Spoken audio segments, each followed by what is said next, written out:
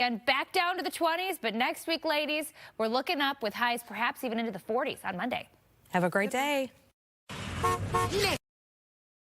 32, and I'll be with you through 4 p.m. So let's talk a little bit about what we are expecting in this first hour together. I can tell you that it's one of those days where you put out like 50 calls the producers have, and I think maybe half of those are going to come back during our time. So this is going to be a sliding scale of what we anticipate for the day as we get more phone calls with people hopping in to be a part of the discussion. But we are going to head out west to talk with a reporter from our sister station about preparations for the big game this weekend. Sure, we hope that the Bears would have made it there, right? That they would have been playing this Sunday. But most of us will still be tuning in for the Patriots and the Seahawks, which means it's a pretty appropriate conversation to have on Groundhog Day, because we've already watched this match before in 2016. So who knows if they'll have the same results, but we do know that there is a lot of preparation to get to the game on Sunday. And so we're going to be checking in with our sister station that's keen on all of those things. Also, we're going to be following up on a much more serious note, a shocker from last week when we got the notice that the mayor of Harvey had passed away suddenly. So today, the city council, in the midst of, a lot of people grieving what just took place, they have to hold a special meeting to choose a new person to lead the town at a really critical moment in so many ways. In fact, for those of you who have been watching us here on Chicago Live, the mayor of Harvey was on with us not too long ago talking about trying to tackle a lot of fiscal issues that they had there in Harvey, and some really hard decisions that he was having to make in the midst of that to try to get the city right side up, so really, my thoughts and prayers are with his family, but this town has to figure out a way forward now. So the city attorney is going to be joining me to talk more about that. It's 1:02 though, and I believe the Harvey city attorney should be here around 1:15. We do have our political reporter, Paris Schutz, who is also here in the room. He's going to be giving us an update on all things having to do with the city and CPD. Quite honestly, we've got a new executive order that a lot of people are wondering, how is this going to actually work out? So give us a quick minute. Let's go ahead and take a 2-minute break, and then we'll bring in Paris to have that conversation that a lot of people are wondering about. A lot of people have a lot of questions about. So give us a 2-minute break, and we'll bring him in for that.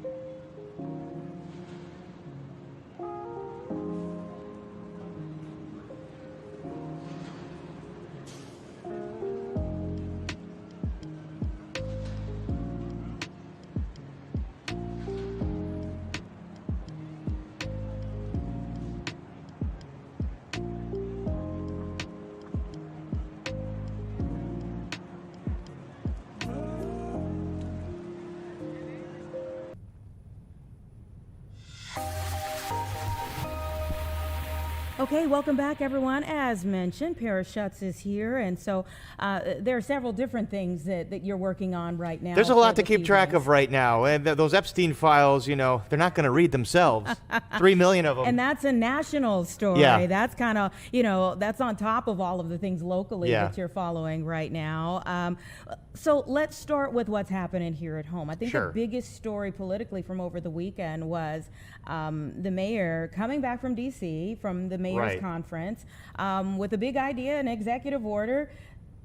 Give us the details on it and what your thoughts are. Well, I only know the details based on what they've released, but it's a little confusing to me. So, and it's also kind of confusing that the mayor signed this over the weekend on a Saturday. Usually you do it during the work week Yeah. to generate press and all that, but it's an executive order setting the stage or laying the groundwork, in his words, for the prosecution of ICE or federal immigration agents if they are found to have violated the law.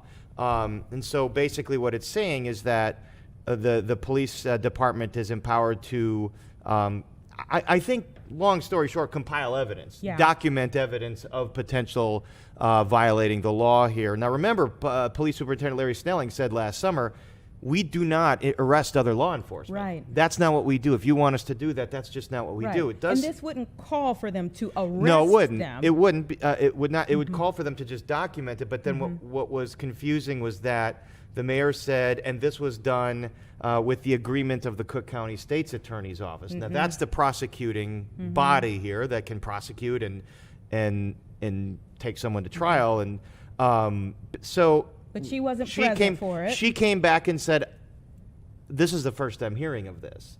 You know, I have no concept of what this executive order is except for what you have released today to the public.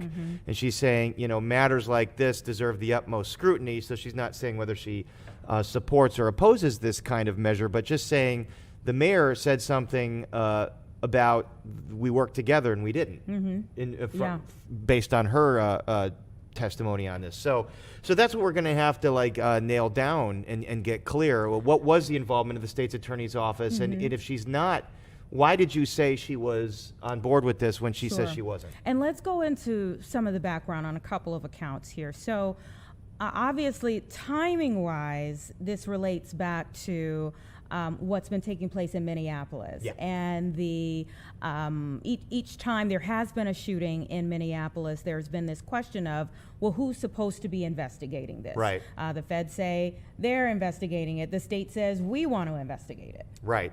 And you know, you've kind of got a hodgepodge of you know, approaches across the country. Now you have the Philadelphia district attorney being very aggressive and applauding Mayor Johnson, saying, hey, this is the right step. Take all these steps to set the stage for the prosecutor to come in and prosecute. You know, but who has the jurisdiction? The state's attorney does have the jurisdiction. I mean, there are a lot of folks, and I mentioned this on Noon, that want the Cook County State's Attorney to investigate what happened to Silverio Villegas Gonzalez in Franklin Park, and whether or not that was a justified shooting. We And know that was the man who was killed in our area. Right. Exactly. And so we know from history here in Chicago that when there is a police-involved shooting, that the state's attorney does investigate. Now, before Laquan McDonald, it seemed like almost Yeah. never happened. Yeah. But what was revealed was there was an active investigation by the Cook County State's Attorney into the shooting of Laquan McDonald. So that is the agency that has the power to investigate and bring charges. And the circumstances differ very, from a wide variety when you're talking about the feds who actually pulled the trigger versus someone who may be with CPD or on the streets when it's a federal agent who has done the shooting. Yes, and this is where you're getting into tricky territory here because, state and local authorities like to say all the time, we cooperate with the feds. That cooperation and that relationship is important. The FBI or ATF or DEA, they're working together to get the bad guys, to get the drug dealers and the gang members and the criminals. So they have this relationship. So that, to say now that one of them is going to investigate the other gets very tricky, and more tricky by the fact that the DOJ or the FBI in Minnesota, they're not sharing evidence with the state authorities that want to investigate Renee Good. Yeah. They're not sharing evidence. They were blocked from even being out there. from being there. So we've kind of got this state and national apparatus that has worked very well together over many years kind of coming apart over this issue. And now Mayor Johnson basically saying, well, we'll take measures into our own hands and we're going to, but again, he cannot prosecute, okay? So he can just do what he's doing, order the police to report, document, turn on body cam footage if you're going to go to the scene of where something like this happened. Which, when it came to the shooting that happened in Franklin Park during Operation there was Midway body Blitz, cam. there was body camera footage. And by the way, that was very revealing. Exactly. The official story from the feds didn't hold up because of that body camera. So there is a part of this that absolutely makes sense. You know, yes, document. Just like folks have said to take your cell phones out and film what ICE and federal agents are doing. Everybody has a right to do that, and it's turned out to be very important because look what happened. The initial narrative from the federal government on Alex Preddy's death fell apart right away. They could not stick to it because the documentation disputed it so severely. So they had to change their tune. So yes, documenting is always important. There doesn't seem to be anything in the mayor's executive order that sounds like it can't be done. Sure, you should. Sure, the police can absolutely flip on their. God, you brought up a great point about Franklin Park. Yes, flip on the body cam and just document everything. Because the first story we heard then was that the officer was in critical condition. The officer feared for his life, was in critical condition in a hospital. The police body cam shows the officer saying no big deal. Walking away and saying no big deal. So all of that is important, but where the crux of the controversy is but what's the next step? Is this just window dressing to say you're doing something? The next step is the prosecutorial body has to come in and prosecute. And that's going to take agreement with the Cook County State's attorney, who has been loath to get involved in these things. She has kept above the fray on this. So that's what's very notable is her to say, like, we never talked about this. Maybe you talked to someone in my office, but it never got up to me. If that's the case that the mayor's making. Which is odd for the mayor to make a statement, and it would be someone under the the actual state's attorney who never reported it to the state's attorney. I mean, that would be very odd. So again, that's just something. Why would the mayor make a statement like that if indeed what the state's attorney is saying is true? So I mean, I think you see a lot of agitation over what ICE and the federal agents have done, and public officials trying to show the public that they're doing something. But what can they do? What like you said, what is the next step? But then there's also the fact that I think, we had Operation Midway Blitz kind of at its peak during, August, September, October. And there's that question, is it going to circle back around? I mean, the feds have said, we haven't left. But will it ramp back up come nicer weather outside? Well, it's such an interesting question because who promised that they would? Commander Bavino, our old friend, who Chicagoans got to know very well, the way Minnesotans got to know him for his aggressive and out there kind of preening mentality. But he was sidelined. He was sidelined and sent back to his home post, which is near the border in California. And so will they be back? It does not seem like. By the way, March is when the primaries for the midterms are, and there has been some kind of acknowledgement that this is killing Republicans. The perceived overreach of federal immigration agents and that killing of Preddy. In terms of with independents and with voters that are going to vote in the midterms, it's really hurting their chances of getting reelected. So the Trump administration has put Tom Homan in charge, which given Tom Homan's public statements, it's hard to say, well, he's the more moderate one, but he is in terms of his approach. It's interesting. It's almost, it is a difference in the front-facing approach of someone militarized versus someone in a suit. Exactly, and that's the important point to make because when Bovino came here with his Border Patrol agents in the military garb, like in battalions marching down and taking photo shoots on the river, this was a message. We're here. It was almost like they wanted to be seen as an occupying force in a blue city. And it rattled people. And then the way they aggressively marched down residential streets, threw tear gas at folks that were getting in their way for operations that did not seem targeted. We saw them stop and just ask folks for their papers. There's a difference between we have info on an alleged criminal, we're going to go get them. Right. Versus like indiscriminately stopping people at the Home Depot or at the Uber rideshare lot, which Although is what he they was would doing. say, you know, they apprehended about 3 to 4,000 criminals during that time. We were able to find that it wasn't all criminals. No, it was during that time. their own data shows that mostly they were people that did not have criminal convictions, even though some did. Yeah. But Homan, he's a tough talker, but his approach, he's been with ICE and doing this work under Obama. Well, I was gonna He say did it. He's multiple been doing it presidents, under multiple presidents, and so ICE is controversial enough as it is. He knows his approach has been targeted. We go after the criminals, and we do it in a targeted way. For instance, you know, as opposed to like chase someone in a car chase, just like police, well, if there's someone they want to apprehend, they have the license plate, they probably have the info on where they live, they know where to find them. Right. Yeah. And that's the way effective law enforcement happens without getting people hurt. Yeah. And by the way, that includes without getting law enforcement hurt. Yeah. Without you know, making them the sitting ducks for danger. So that's the approach that he's taken, and it would seem like the Bovino approach is not going to come back in March. But with the Trump administration, he changes on a whim. So you never know. Never He know. he could be back in charge tomorrow. You just don't know. You never know. Yeah. So we shall see lots of questions on that, more clarity that we're trying to get through on that particular topic of the executive order. What happens next? What happens with it? Who spoke to who? But what else are you working on for your show? Well, there was this issue over the weekend that I haven't followed up on yet, but I wanted to make some calls, and I'm gonna call the University of Illinois College Republicans. I don't know if you saw they put out an Instagram post with this cartoon of the Alex Preddy shooting, basically celebrating it, saying, "Hey, those who stand with invaders are traitors," and then showing Alex Preddy getting shot in the back of the head. It appeared to glorify and promote that kind of violence. Now, they doubled back and said, oh, well, we didn't mean to glorify violence. We're just saying we stand with ICE. Pretty odd image to go with to say, well, that's all it's about. So I don't see that post up anymore on their Instagram.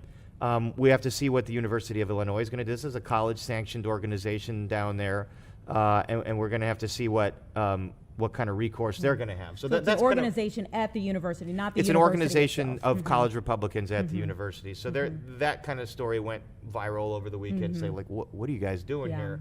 What, are you celebrating or saying, hey, Preddy deserved it, he had it coming because he was protesting on behalf of undocumented residents? But you know, it should be noted that a lot of those protesters are you know, Preddy was there helping another protester who was getting shoved down to the ground. So you could make the argument he was protesting to defend other protesters, you know, as much as he was undocumented residents. But so that's something that has to be answered. And there's a lot going on. Those Epstein files are pretty amazing. I mean, they're just amazing. And I know a lot of it is... In the worst possible way. And I know people brought up the point that a lot of what Trump is accused of came from an FBI tip line, but there are also sworn FBI statements. There are emails from Epstein mentioning Trump and Mar-a-Lago. And then and a lot of redacted files stuff. As well. A lot of stuff about working with...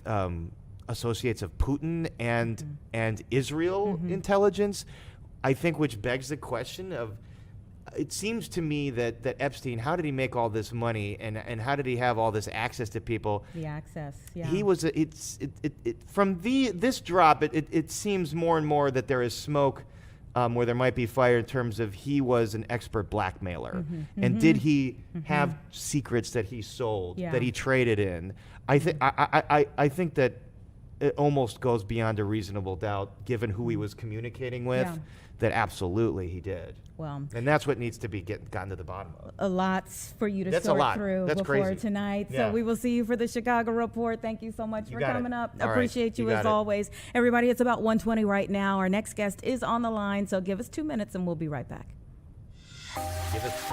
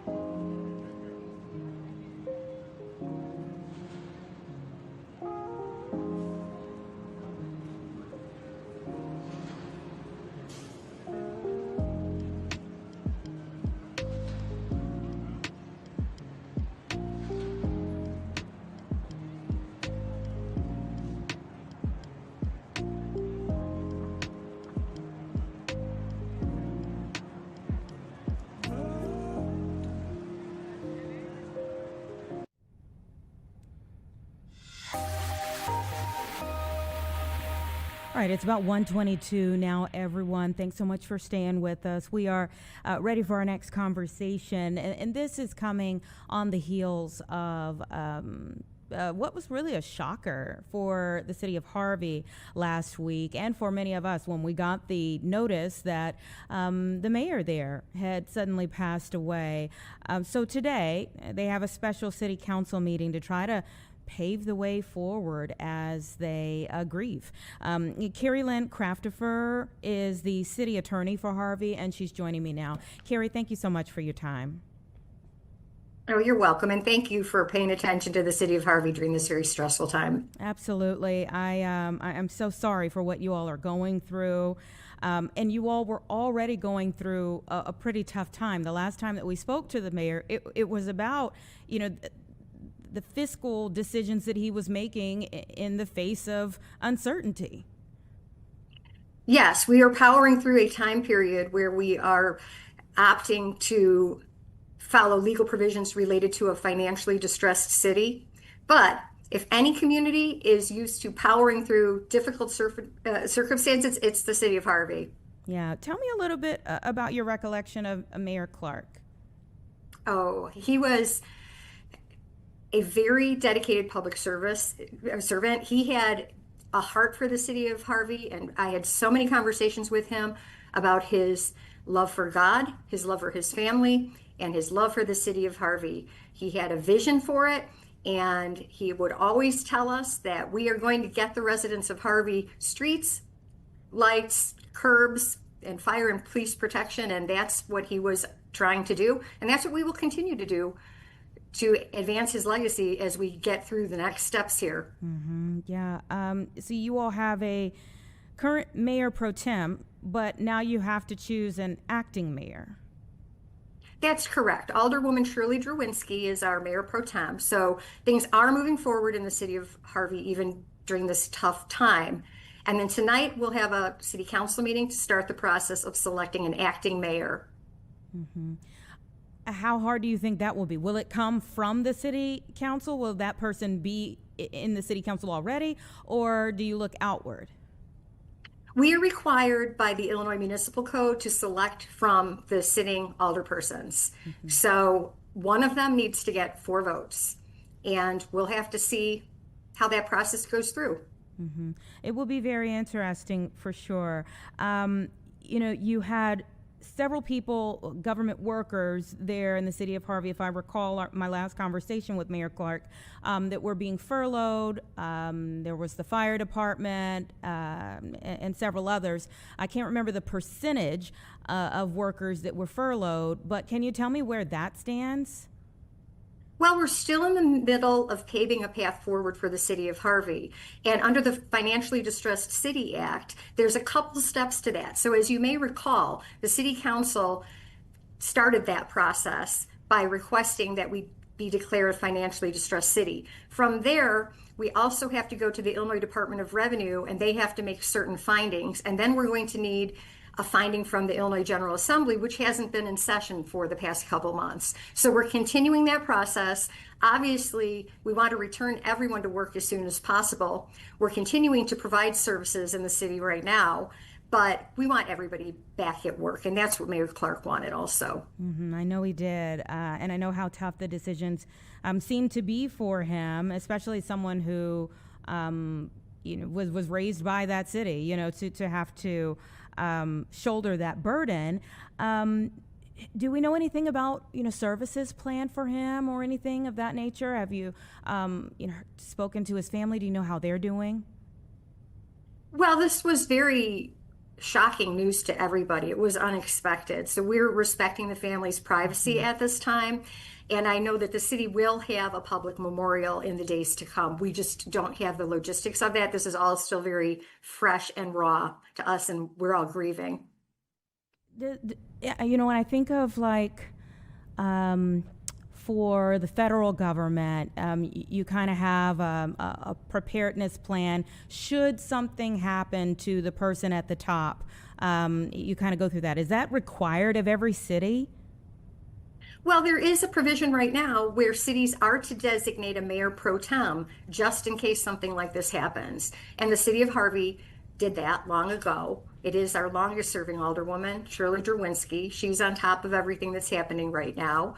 And I mean, this was a shock to the administration, but they're used to dealing with daily challenges in the city of Harvey. So they've rolled up their sleeves and they're moving forward. We have a very competent city administrator, Corrine Davis, and she's powering through all of this to the best of her ability, so we can keep the city of Harvey moving forward to provide all these services to our residents. And the city of Harvey is a very faith-based community. And if Mayor Clark were here, what he would say is that God has a plan in all this, and we just need to figure out what that is and move forward accordingly. That's what we're all doing. Yeah. How challenging, though, has all of this been? Like I said, you, and as we've discussed, you all were already going through so much, and to have something so tragic and unexpected to happen in the midst of that with the person who's leading you all forward, just take me through like the last 6 weeks of the last few months and how everything has just kind of been thrown at you all. Well, you know, the financial challenges in the city are nothing new. What was new is that we really felt like we had to pull the plug on very drastic relief, which was heartbreaking for Mayor Clark to make that decision. But the residents of Harvey understand, and Mayor Clark was very good at painting a vision, and he was very good at motivating and inspiring people. And it's hard to keep his vision without him here, but we're keeping up that energy and we're doing it. As far as planning for him not to be here, that's not something we had any notice about. So it was very unexpected, and that is why the city is in shock.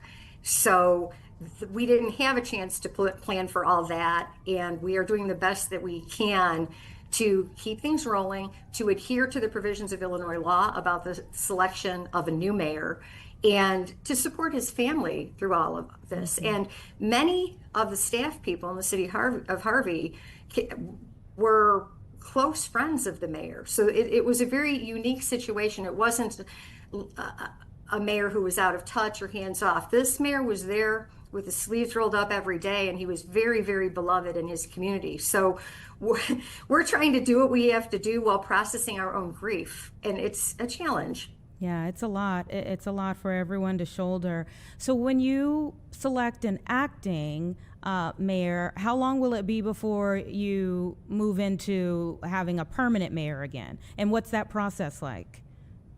So because we are within 28 months of the next election, which will be in April 2027, whoever we appoint is going to be the mayor until that election. So while it's the term acting, that person will serve in that capacity through the rest of Mayor Clark's term. Because we are going to select from our existing alderpersons, that person will have the ability to resign from their aldermanic position, which would then create a vacancy in that position, or not to resign from that position, in which case it would just, that person would just vote as mayor, not also as alderman, or not vote as mayor, but exercise the powers of mayor, not alderman. So that will be the determination of whoever the person is that is ultimately selected. And on top of that, we also have a vacancy in our office of city clerk. So we have a lot that we need to handle in the short future in the city of Harvey. So stay tuned. Wow. Okay. We'll be checking back in. Again, my thoughts and prayers are with you all. And we'll find out what happens from here. You all, the meeting is at 6 p.m., so not too much time. Thank you so much. All right. Take care. All right. It's 1:30 right now, everybody. Give us 2 minutes. Our next guest is here, so we'll have that conversation on the opposite side of this break.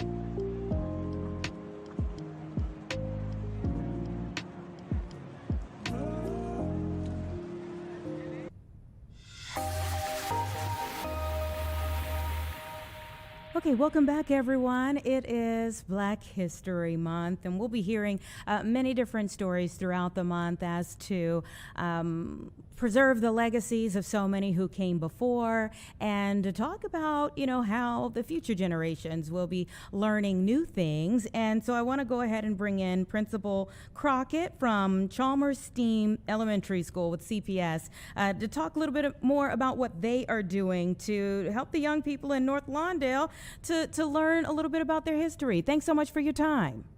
No problem. Thank you. Thank you for the opportunity. So at Chalmers STEAM Elementary School, we have an exciting event this afternoon where we will be doing a ribbon cutting for our new chicken coop. So we have seven new chickens outside. We have 3 roosters and I believe 4 hens outside. So I believe we are probably the only school in North Lawndale to have a chicken coop, definitely the only elementary school to have one. But we will be honoring Dr. Mary Logan Riddick, at the start of our Black History Month, who pioneered chicken embryo. She studied chicken embryos to better understand human embryo development. So we've messaged that to the kids. They're excited for the chickens and excited to honor Dr. Mary Logan Riddick here at the school today. I think this is wonderful. She was a Spelman grad, worked at Morehouse College as well, the first woman professor at Morehouse. And if you're unfamiliar with those HBCUs down in Atlanta, one is all female, one is all male, but she was the first woman professor there. Tell me how you went about choosing her to be the first. Well, so when we did some research before we actually got the chicken coop, so we really wanted to make sure we were intentional on who we highlighted for this special event. And usually it typically goes to a male. We wanted to specifically identify a female who did some amazing work specifically with chickens. And so we narrowed down our search and we landed on Dr. Mary Logan Riddick because the accomplishments that you highlighted, as well as her study in the chicken embryos, it made sense for us to honor her. Mm-hmm. So how do you think the kids are going to receive this, and what types of activities do you bring into making sure they learn and don't just play? Yeah, so the kids are actually very excited. So we tried to actually hide the chickens from them when they came on Friday. But a few students actually saw them. And of course, we're a small school, so word got around. And so the kids are extremely excited to actually see the chickens. But we look forward to actually having our students actually lead out jobs here at the school. We're a leader in me school, so we empower our students to be leaders. So we'll have students who are responsible for cleaning the coop, changing the water, feeding the chickens, as well as once the chickens lay eggs, being able to harvest those eggs and make sure that we give those out to the community. So the kids are definitely very excited all the way up from pre-K all the way up to 8th grade for the chickens here. I think this is wonderful. Getting their hands dirty and kind of, learning in the process of that. Tell me this, as a STEAM school, how you go about bringing in, there's so many different things that fall under the category of STEAM, but how you keep a fresh roll of things to, show kids, one, yes, here's how STEAM was applied in the past and how they can be a part of it moving forward into the future.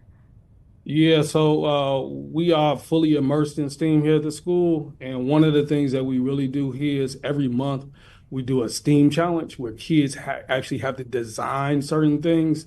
And so for one of our upcoming STEAM events, we actually are going to have the kids design roosting bars for the actual chickens in the coop.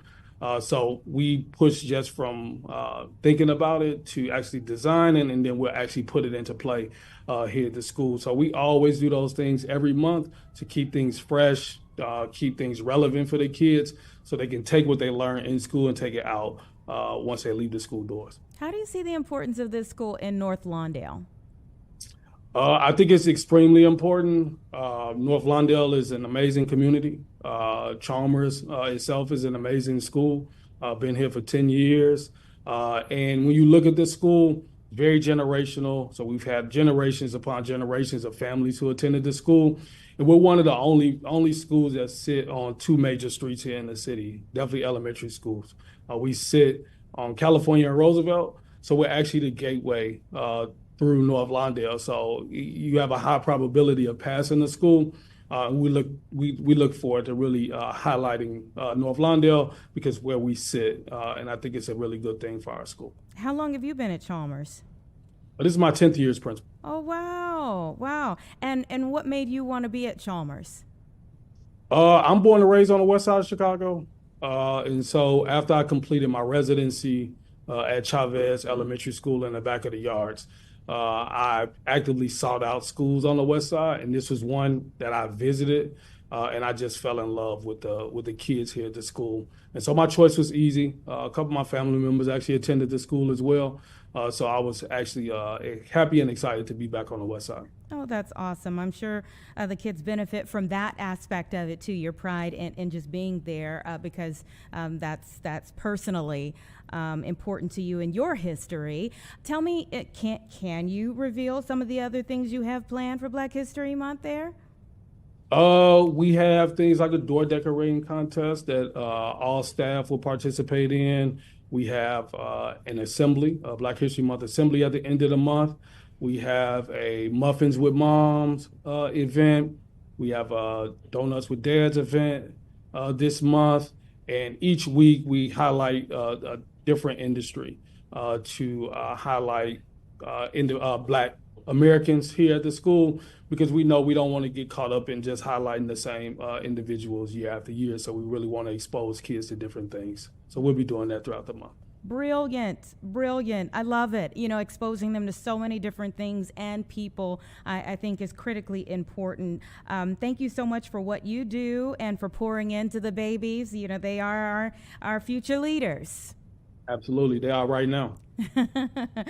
All right. Thank you so much for joining me today, Principal Crockett. I appreciate it.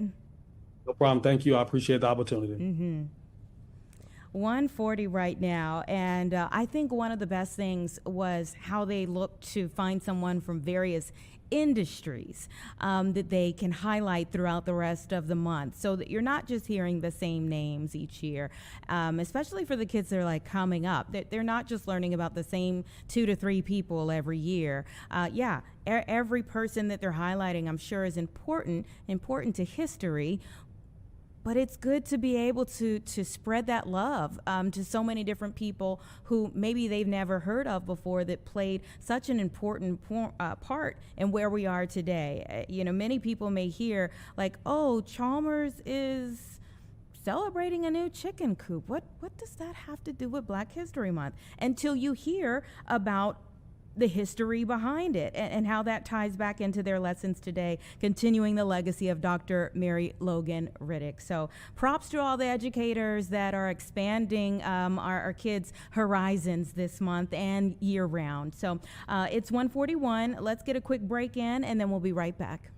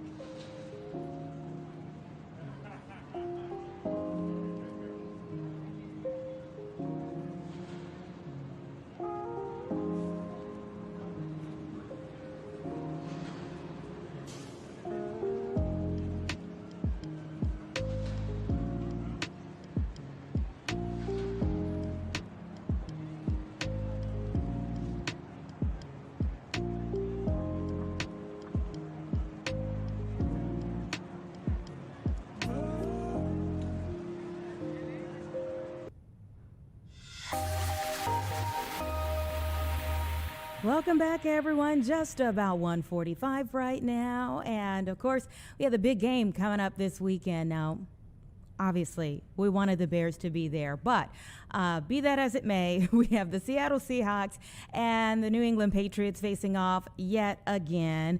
And we want to go ahead and bring in Crystal Bailey from our sister station out on the West Coast to tell us more about the preparations that are underway. Where are you standing right now? We are currently in the media room, which is a pretty massive convention area for the convention center in San Francisco. You can see behind me the massive Super Bowl banner, and there are tons of other banners here from other Super Bowls past. And so obviously it's a really exciting time for here in San Francisco, where there's a lot of podcasters, major broadcast folks from all over the country in this room right now, setting up for this week's activities here at Moscone Convention Center. Now, I'm going to tell you, the Bleacher Report over there just told me that they've got a really massive setup of social media and live activities, because this is the first time they got a stage. It's super interactive, but this is just an example for what's happening out here. They also tell us that they're going to be interviewing all the major players across the street. There is a sneak peek happening for media. We're not there right now because we're not allowed to be live there, but they will have activities for fans that are approaching the Moscone Center, and the Moscone Center opens tomorrow. So fans can have the big experiences, the interactive games across the street. So the whole convention center, multiple buildings here shut down in the major city of San Francisco, and traffic, of course, really intense to get here for fans who are coming from the East Coast and the West Coast. Oh my goodness, yeah, and this is just the beginning. Have you heard at all about, some of the activities that the players will be taking part in throughout the rest of the week? Yeah, that Moscone Center North building, where they're going to have underground a ton of fan experiences, interactive games, youth football clinics. They might spot some NFL players there, kind of being hush-hush about where and when. But yes, it'll be a big experience. There's a lot of fans who are just ready to get their autographs signed. There's also an exclusive experience, a little pricier for folks who want to sit down and talk to a fan, autograph, and also, talk to a player, get autographs, and also sit and have a photo with the Lombardi Trophy. So a lot of activities out here that I think happen every year, but in San Francisco there's a lot of activity, a lot of buzz, and a lot of excitement for both East Coast and West Coast fans. Yeah, I can't understand why they would keep the players' arrival hush-hush, why? Okay, I imagine they would be bombarded. Yeah. Tell me this. What is the energy like in the city right now as preparations are underway? And the convention center, yes, is buzzing, but what's the energy like? Yeah, I would say it's a lot of excitement. We hosted Super Bowl 50 here not too long ago, so this is really something that the city knows how to do and knows how to upscale for. There's a lot of Bay Area fans who are also here today. It's kind of a good time for folks to come early. People who want to take off work Tuesday through Thursday are going to get a little discount at the fan experience. So locals are really excited to be here. Of course, they might not be happy about the Seattle Seahawks playing, but they're still here. They're still going to enjoy the experience. They're still going to get an opportunity to meet some players and, of course, experience those interactive games. Would they call this a rival game for the 49ers fans? Are the Seahawks a rival to them? Yes. Here on the West Coast, it's a local rival, but there might be some 49ers fans who are excited that there's someone here from the West who's playing in the Super Bowl. So we'll see. Yeah, I would still just want to be a part of the atmosphere, for better or for worse. Maybe be for you all, be the 49er person right in the middle of them. We obviously were hoping that there would be some more Bears jerseys out there too. So thank you so much for your time. We appreciate it. We know that you all are busy with all of the things that are, happening, getting ready for Sunday. Oh, yeah, it'll be a crazy week, but it'll be a fun week, and it'll be an opportunity for folks from all over the country to gather here for the big game. Mm-hmm. And the rest of us will just be watching. Thank you so much, Crystal. All right. Thank you. All right. Watching from home, kind of figuring out already, like, okay, what food do we have? What is going to be the Super Bowl food for this year? That's what's on my mind this year. All right, it's 1:48, everyone. Let me show you a couple of things that we are monitoring right now. And first and foremost, I want to take you out to Arizona. You know, one of the kind of most peculiar stories of the day has to do with the disappearance of the mother of Savannah Guthrie, who anchors the Today Show. And this is a view outside of her home. We've been monitoring this throughout the day. You know, it sounded at the beginning of the day like, well, maybe, you know, I think all of us, maybe just in our minds of being sort of more optimistic, thought maybe she had just wandered away. You know, I mean, she's an 84-year-old woman, Nancy Guthrie, and we thought maybe she had just wandered away from home. But in the last couple of hours here, the sheriff's department in that area has said this is an active crime scene. Now, I'm not sure at this point in time what makes them consider this a crime scene, but this is, again, in Tucson, Arizona, where Savannah Guthrie's mother, Nancy's home, is now considered an active crime scene. She was reported missing on the 31st. That was the last time she was seen. Of course, we are on February 2nd today. But she was last seen on the night of January 31st outside of her home. They put up missing persons flyers. I mean, you know, obviously the family's a little frantic regarding the situation, as we all would be. Grave concern is all that the Pima County Sheriff is saying. There is grave concern right now for her whereabouts and what may have happened to her, as, again, they said this time is very critical. Again, we don't have control over the cameras, but you can see when they say active crime scene, it is. There are some of the investigators right there moving around. They say time is very critical. She does not have cognitive issues. She does have physical challenges and is in need of medication that could be fatal within 24 hours. So, goodness, I can't imagine what that family is going through right now. The family says that she wouldn't be able to walk on her own 50 yards. But right now, they do not know where she is, and again, has not been seen since last week. Hasn't been seen since the 31st, reported missing on the 1st. We are now on the 2nd, and the sheriff's office says this is officially an active crime scene. So they have added that the search for Nancy Guthrie has been shut down now that they have deemed this a crime scene. Again, the search shut down because it's an active crime scene. But just a tough story, one that you wouldn't wish on any family out there. And, of course, law enforcement doing their best to try to bring some resolution to this situation for the family and all of those who have been hearing about this and wondering and waiting along with the family for some type of answers as to what may have happened to Savannah Guthrie's mother. So our thoughts and prayers are with her during this time. I believe she was not, for obvious reasons, you know, on the broadcast this morning, but our thoughts are with her as she gathers with her family, waiting on information about her mom. But it is considered a crime scene at this point in time where her mother lived there in Tucson, Arizona. I'll take you to Massachusetts, where we are watching another developing story. And there is a press conference going on right now after the Coast Guard suspended a search for a fishing vessel that sank off the coast. So let's listen into a bit of this. The likelihood is that it will not be brought to the surface. But as part of the ongoing investigations, there will be data gathering, and there may be other forms of looking at its condition and trying to understand it better. Yes? My question was going to be about the challenges and limitations of the search, for the Coast Guard. So, yeah, I think you addressed that, but if there's anything else related to that. No, I would just again reiterate that this vessel is in deep water, and trying to gather any information about it is a challenge that should not be taken lightly and will not be taken lightly.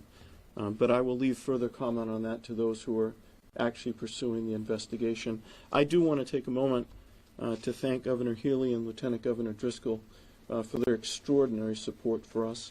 They have been here physically, they have been here emotionally with us, and they have committed the resources of the Commonwealth of Massachusetts to the further investigation, and those resources may well be important as we move forward. It's too soon to speak about that today, but I will commit to you that as we have more information that we can responsibly convey, we will convey it to you in one way or another. Yep. Did a Mayday call go out, and if not, do you know when or what the last radio communication was? Sure. So we know that there was no distress call recorded by the Coast Guard. We know that the Coast Guard became aware of this situation when an emergency positioning radio beacon was triggered and sent a signal. Relative to radio communications, I do not have good information that I can share with you. I know that there has been reported communications with other skippers that were out fishing, and I think that's important, and Vito referenced that earlier, that it's not an extraordinary situation to have folks out fishing this time of year and in this weather. And there were other vessels, and there may have been communications between them, but I'm not prepared or qualified to report on those communications. Yeah. Can you just talk about the parameters of when a fishing fleet can go out? Like, are there certain times where the fishing vessels can't go out to open water? So they can go out whenever? Yeah, it's still...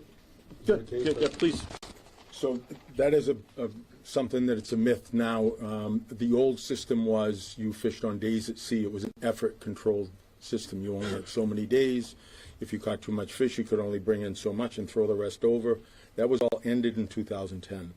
So we've been fishing under a total allowable catch that whatever you catch is 100% counted against the quota, and when the quota is caught, it goes out. In return for that, there are closed areas, but there's plenty of room and flexibility for fishermen. Not inshore fishermen have some inshore closures that actually shuts them down for a month or two here and there. But this fleet is pretty much has 12 months accessibility and can go anytime they want. Their limitation is quota. For those with a fishing background, if you kind of just speak on. All right, so they are giving some background information to a situation that many people have been watching over the weekend. To give you a little background here, it was Friday when the Coast Guard responded to what was deemed an emergency position indicating radio beacon activation. This vessel was about 25 miles off the coast, and the Coast Guard attempted to contact the vessel. They got no response. They issued an urgent marine information broadcast. Well, it turns out the Coast Guard has now identified the 7 people who died when that commercial fishing vessel sank off the north shore of Massachusetts here. Officials said the rescue crews found a debris field in the area where they were activated, recovered a body. But officials say no one was on the actual raft here. So if you were hearing just a piece of the beginning there when we joined, they have identified the people who were on that vessel, but it doesn't seem like they have fully retrieved the full vessel at this point in time. They have launched a formal investigation into the sinking of what the vessel is known as the Lily Jean. The Coast Guard said this type of investigation is launched for incidents of significant regional importance or those that may reveal broader issues with the class of vessel or areas of technical concern. And the NTSB is going to be assisting the Coast Guard in its investigation of, these 7 deaths connected to this vessel that went down off the coast of Massachusetts. Horrible situation, but hopefully their investigation will turn up more answers so that no one else endures that kind of tragedy. It's 1:58 right now. Give us 2 minutes. We'll be right back with our first guest for the 2 o'clock hour.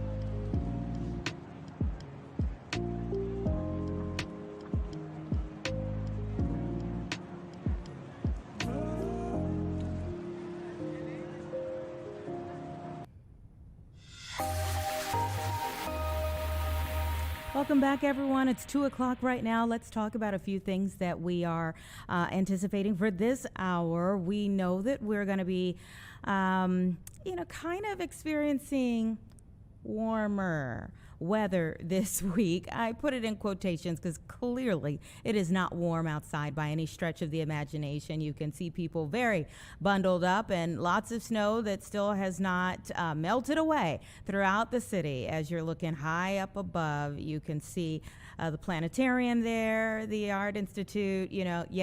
We've got a cover of white over us, but hey, a week and a half ago, we were looking at negative wind chills. So we're at least in the positive. That's maybe a glass half full approach to the week. But we'll talk a little bit more about where we go from here in terms of your weather. We're also going to talk with a shark expert. And you may be wondering, wait a minute, it's February. Are people in the water like that to have a shark attack? Yes, actually. So there have been several recently, and we're going to be talking with a shark expert about, okay, are we just noticing these more? Is it, obviously we've got many more channels of getting information now. That's why we're coming to you here online. But there are so many various ways that we're consuming information, all of us these days. Is it because of that it feels like, why are we hearing about this in February, or is something actually going on? We'll talk with the expert about it from U Chicago. But first, we know as we are getting ready for this big game, this upcoming weekend, that it's a rah-rah moment. Everybody is, excited for what's kind of technically the end of, the NFL season. But it's come down to these two teams, and a lot of people are putting bets on them. Now, look, there's a lot of legal sports betting going on, but when does it go too far? When are you actually in trouble, even if it is a legal activity? Michael McAuliffe is joining me now. He is the founder of the nation's largest nonprofit credit counseling agency, Family Credit Management. Thank you so much for your time. Oh, thank you for having me. Do you get a little unnerved around the Super Bowl? Is this one of those times when you have to have more of these conversations? Well, it's certainly a lot bigger than it used to be. Now that you can bet on your phone, we're seeing a whole lot of people getting into a whole lot of trouble. So betting from the couch, betting from wherever you are, really, instead of having to go into a location physically. Right. It used to be, it wasn't all that long ago, betting was illegal. I mean, you look at Pete Rose in baseball, they kicked him out for betting on his own team. And now you've got you can go to United Center, Wrigley Field, and they got a sports book right there. So how do people know?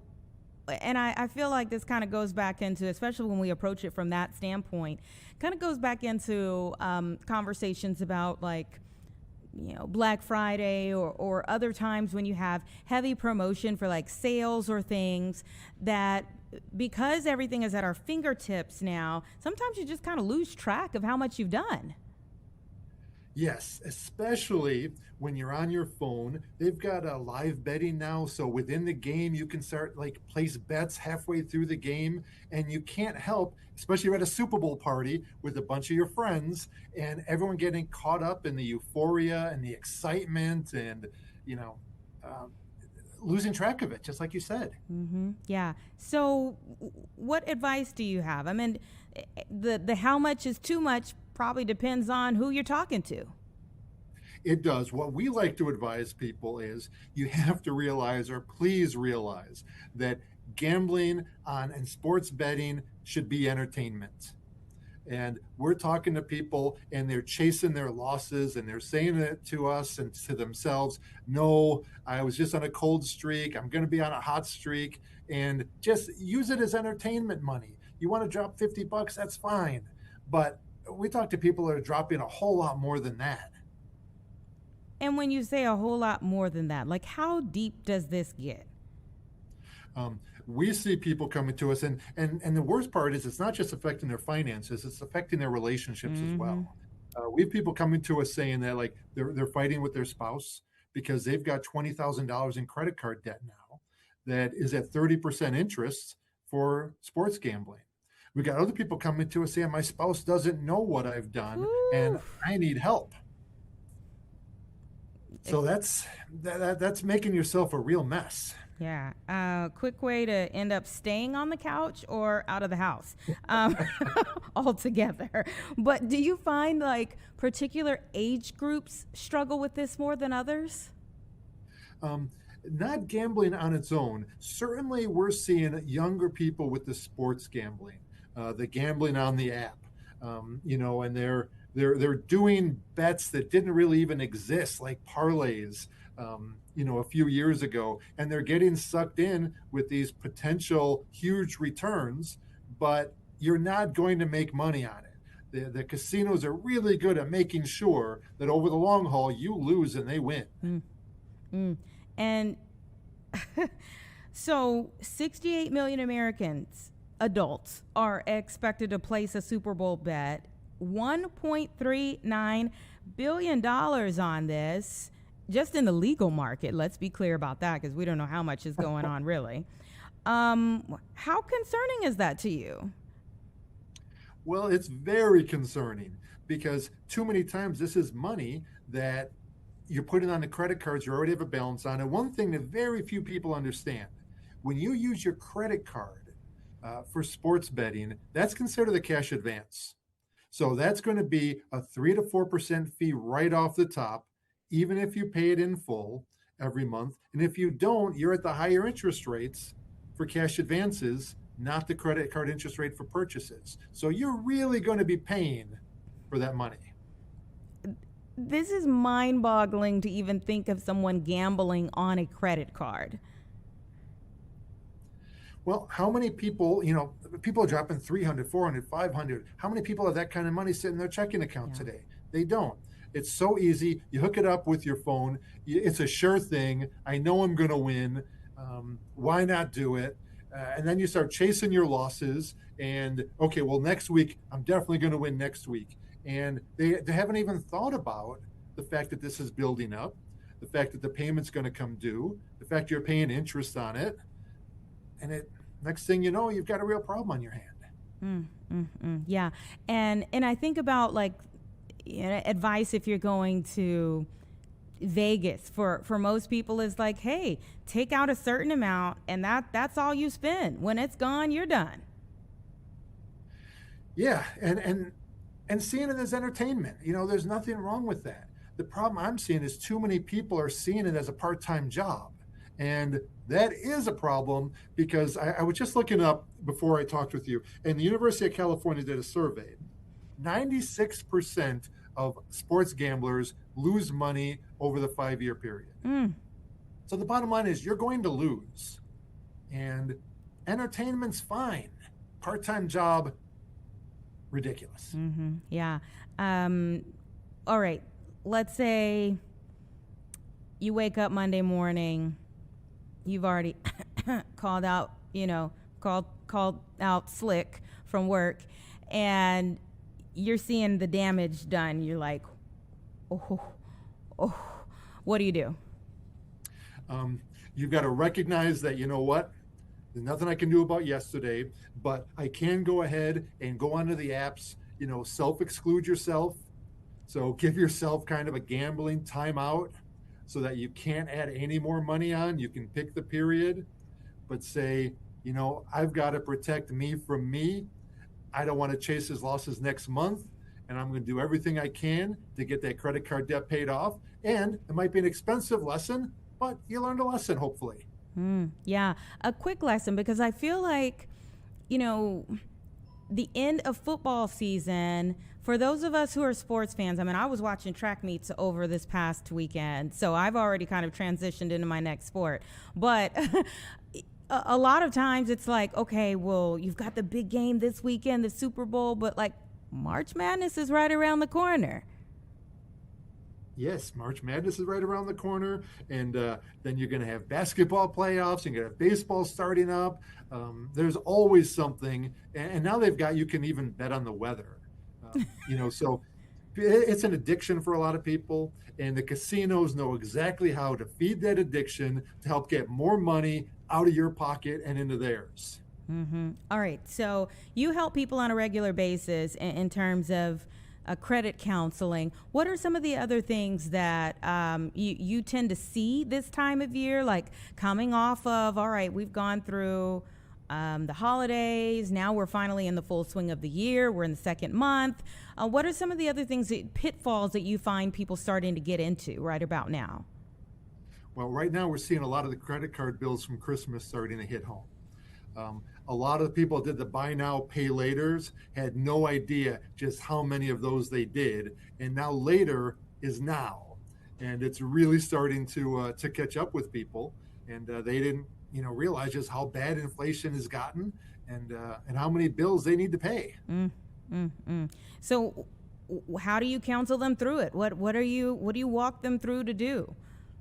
Yeah, the first step is to really know where you're at. You got to sit down, and a lot of people think it's a 4-letter word, but, we don't call it a budget anymore. We like to call it like an income statement. What's your income? What's your expenses? What can you start making some real changes on? Another thing is, you've got all these recurring, expenses now where the streaming services, all these things that are hitting our credit cards. So many times when we sit down with people, they don't even know all the recurring bills that they have.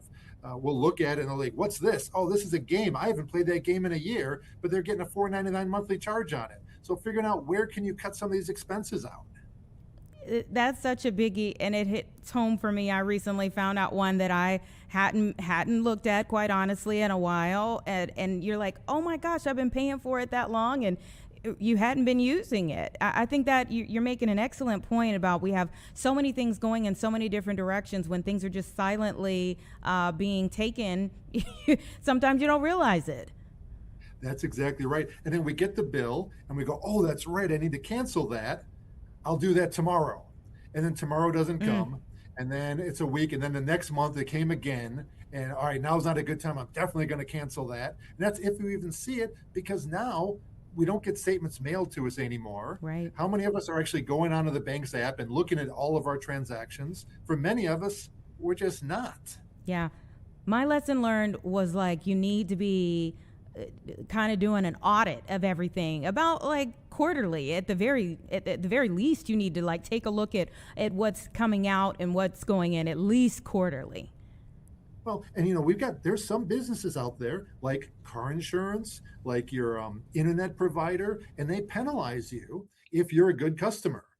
They charge you more and more, and they'll give new customers a break. So sometimes you have got to call them up. You've got to say, I want a new client discount. You've got to call up to competitors and see what other rates are going to be for the same exact coverage.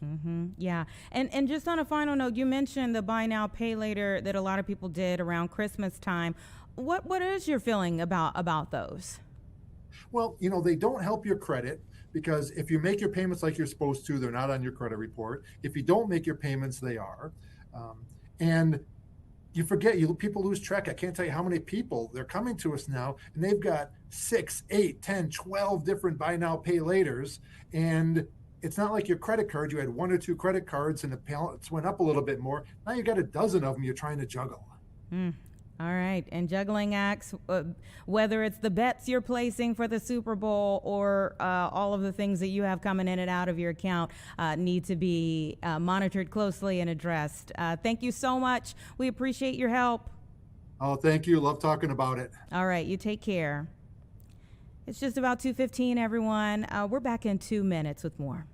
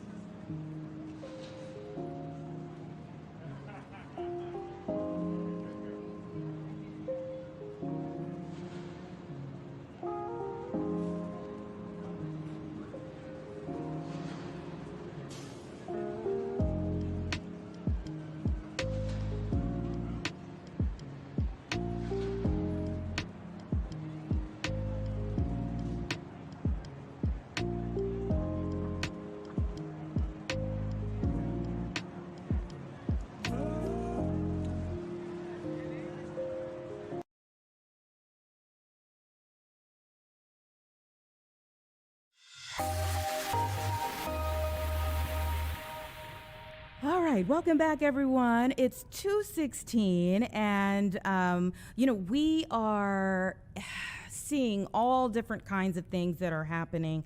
When we left out on Friday, there were protests in the streets. A lot of people very upset about what's been going on with immigration enforcement throughout the country, and how that plays out on a street level with either federal agents, or whether even local authorities end up getting put in the middle of it, as well, as there are some fine lines there as to what they can and can't do. And one of the cases that went even to federal court here locally that was debated hotly was the use of chemical agents into the air. And so I want to bring in our next guest, who has created a new brand that a suburban area is now taking up as an alternative to, say, like pepper spray. Thank you so much for being here. I appreciate it. Thank you. I appreciate it as well. Mm-hmm. So, Mr. Crow, tell me about Repulse. Gladly. So we have developed a chemical irritant that's not like pepper spray. It does not have any of the typical agents that you'd have in pepper spray, like oleoresin capsicum or tear gas. It is an ocular irritant, and it only irritates the eyes. It does not irritate the breathing. So unlike pepper spray, when somebody sprays pepper spray, even if they are the ones who are spraying it when they're being victimized by somebody, many times they become the victim as well, because the pepper spray then gets into the environment and then cross-contaminates them as well. And with law enforcement, when they use pepper spray, many times law enforcement tells us that when they use it, they have the rookies go in and put the handcuffs on, because they get overwhelmed with the after effects of spraying the pepper spray. Well, we developed a product that doesn't have those characteristics. It has a direct spray that it only affects the eyes. You spray the face, we say paint the face blue, and then when the material gets into the eyes, it causes involuntary eye closure, but the person that is sprayed does not have the effects of pepper spray, like having difficulty with breathing. That's the area, that's the type of thing that happens with pepper spray that is concerning, because if somebody has asthma and they get sprayed with pepper spray, it could very well exacerbate that asthma to the point of hospitalization and such. So just to give you an example of the characteristics of our pepper spray, I've got a canister here. It looks very similar to what an officer would carry with pepper spray. And I'm going to spray it right across in front of my face, and you'll be able to see the stream that comes out and that hits this. Oh, See that? Yeah. But look at here. I'm not impacted with the breathing in of the off-gassing from the pepper spray. So as you saw, there was, some of it that bounced off. If an officer is entangled with somebody and another officer comes up and needs to give them assistance, they can literally spray the person that the person that's in the fight with the Repulse without impacting the person next to them. So What does that mean for out in the field when you talked about what's happening out in the riots and that sort of thing? This is not to be used to spray a large general area and cloud it up with a cloud of product. This is to be used if there's a single agitator in the middle of Grandma and Aunt Susie, but there's an agitator in the middle. You can spray the agitator, but not affect Grandma or Aunt Susie. So there are definite advantages of using the Repulse spray. Mm-hmm. And you're already starting to see some departments. You said there is a suburban department. Can we say which Chicago suburb? Well, we would we won't give out that information. They'd have to give that information to you. Okay. But what we'll tell you is we're very excited that there is a significant department in the Chicago area. This is the first department in the Chicago and Illinois area that has approached us to be trained in using it. Now, across the nation, though, our largest police department is the Phoenix Police Department. To give you a little example of how they did their testing, for 1 year, they put Repulse on the belts of 60 of their officers. And the other 2,000 of the officers had a standard pepper spray. They were, by law, they are required to carry a chemical agent on their duty belt. Of the 2,000 officers in that 1 year pilot, only 3 officers of the 2,000 used pepper spray at any time during that year. Of the 60 officers that had Repulse on their belt, they had 15 successful deployments using Repulse. And they determined that when they switched over to Repulse, they were going to be 250 times more likely to use Repulse early on in the interaction to allow the officer to control the situation before it gets to the point of physical confrontation, taser, and ultimately a deadly weapon. So they then switched over. So all of their officers are carrying Repulse. We have police departments across the nation that are carrying Repulse. We have hospitals that use it inside of their hospitals, in their emergency rooms and what have you, because they can spray this, like I showed you. They can spray it and it doesn't aerosol out into the air handling equipment in the hospital. So if they're in a hallway, or if they're in the emergency room, or if they're in a nurse's station and there's an active security issue and they need to gain control of somebody, they can spray that Repulse right on that one individual, and anybody else in the area are not affected. Yeah, so hospitals... I'm Go just ahead. thinking through, when we say chemical irritants writ all, you're thinking, okay, for like a large type of protest or something of that nature that we've been seeing, you might think of like tear gas or something of that sort, which you said this would not be for something like this. But I would question, could this also be an alternative for people? I mean, would you want it as an alternative to something like mace? Absolutely. What a great question. And we now have our product available for the consumer. We had to, for 5 years, we went to the market, to the law enforcement, and to the industries I'm talking about. We're now in Mall of America, we're in cruise lines, we're in police departments, we're in hospitals, we're in universities. But after getting that credibility out in the market, we decided we needed to go to the consumer and offer this to the consumer. So we're looking at the industries like real estate. A real estate agent who goes into a house and needs to have some form of protection. If that person used pepper spray inside the house, they might have to spend their entire commission cleaning up the house afterwards, because pepper spray permeates throughout that house and they have to do a deep clean of that house. Where with ours, you don't have to do that.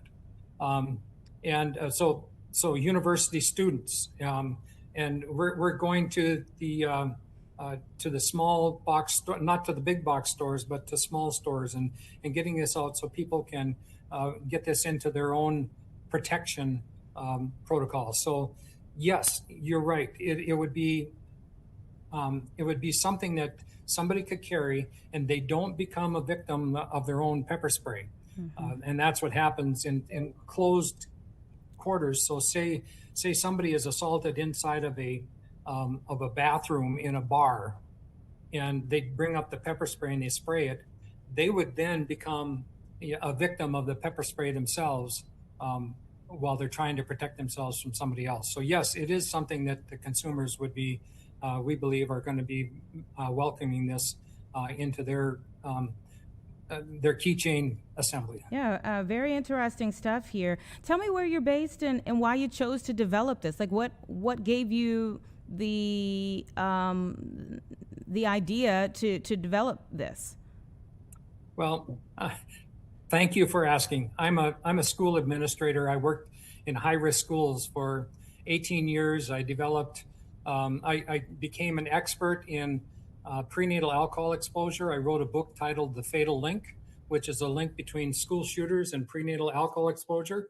And anybody that followed the shooting down in Florida, and you followed the case, the court case for Nicholas Cruz, you would have found out that he was a heavily prenatally exposed young adult, and he literally fit lockstep into the book that I wrote about kids who did school shootings. So I decided after I got my book out that I needed to do something about protecting inside of schools. So I founded my company, and we developed a system you can put inside of school buildings or inside of any type of building up into the ceilings of the building. And if somebody comes into the building, you can deploy a chemical irritant into that area.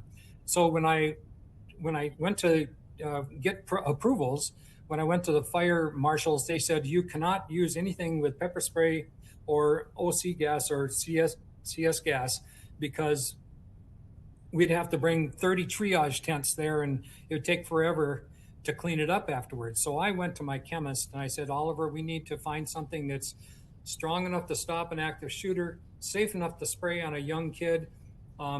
If somebody is in that environment and gets sprayed and they're incapacitated, I need to be able to walk into that environment as an adult in the building, and adults all the time try to protect their kids during school shootings. And then fourthly, we need to clean it up. So we went to work to find that chemical irritant that would fit those 4 parameters. And that's what we came up with. Well, the pandemic came, and during the pandemic, nobody's looking at protecting inside of the schools. I just started to go to market with our what we had developed. And my law enforcement consultants came to me and said, Jody, this has got such unique characteristics that we need to get this out into law enforcement. So in 2021, actually today is a very special day for us, because February 2nd, 2021 was the first day that we had a sale of our handheld canisters. So that's when we went to market with it. Wow. Well, congratulations on getting it to market, taking an idea and getting it to market. And thank you so much for coming on the show today to explain it to us as we see now that it will be used in our area. Thank you very much for letting me tell you what's going on. I really appreciate it. All right. You take care. Thank you. Very interesting indeed. All right. It's about 2:30, everybody. We're talking about sharks. Coming up next. Give us 2 minutes.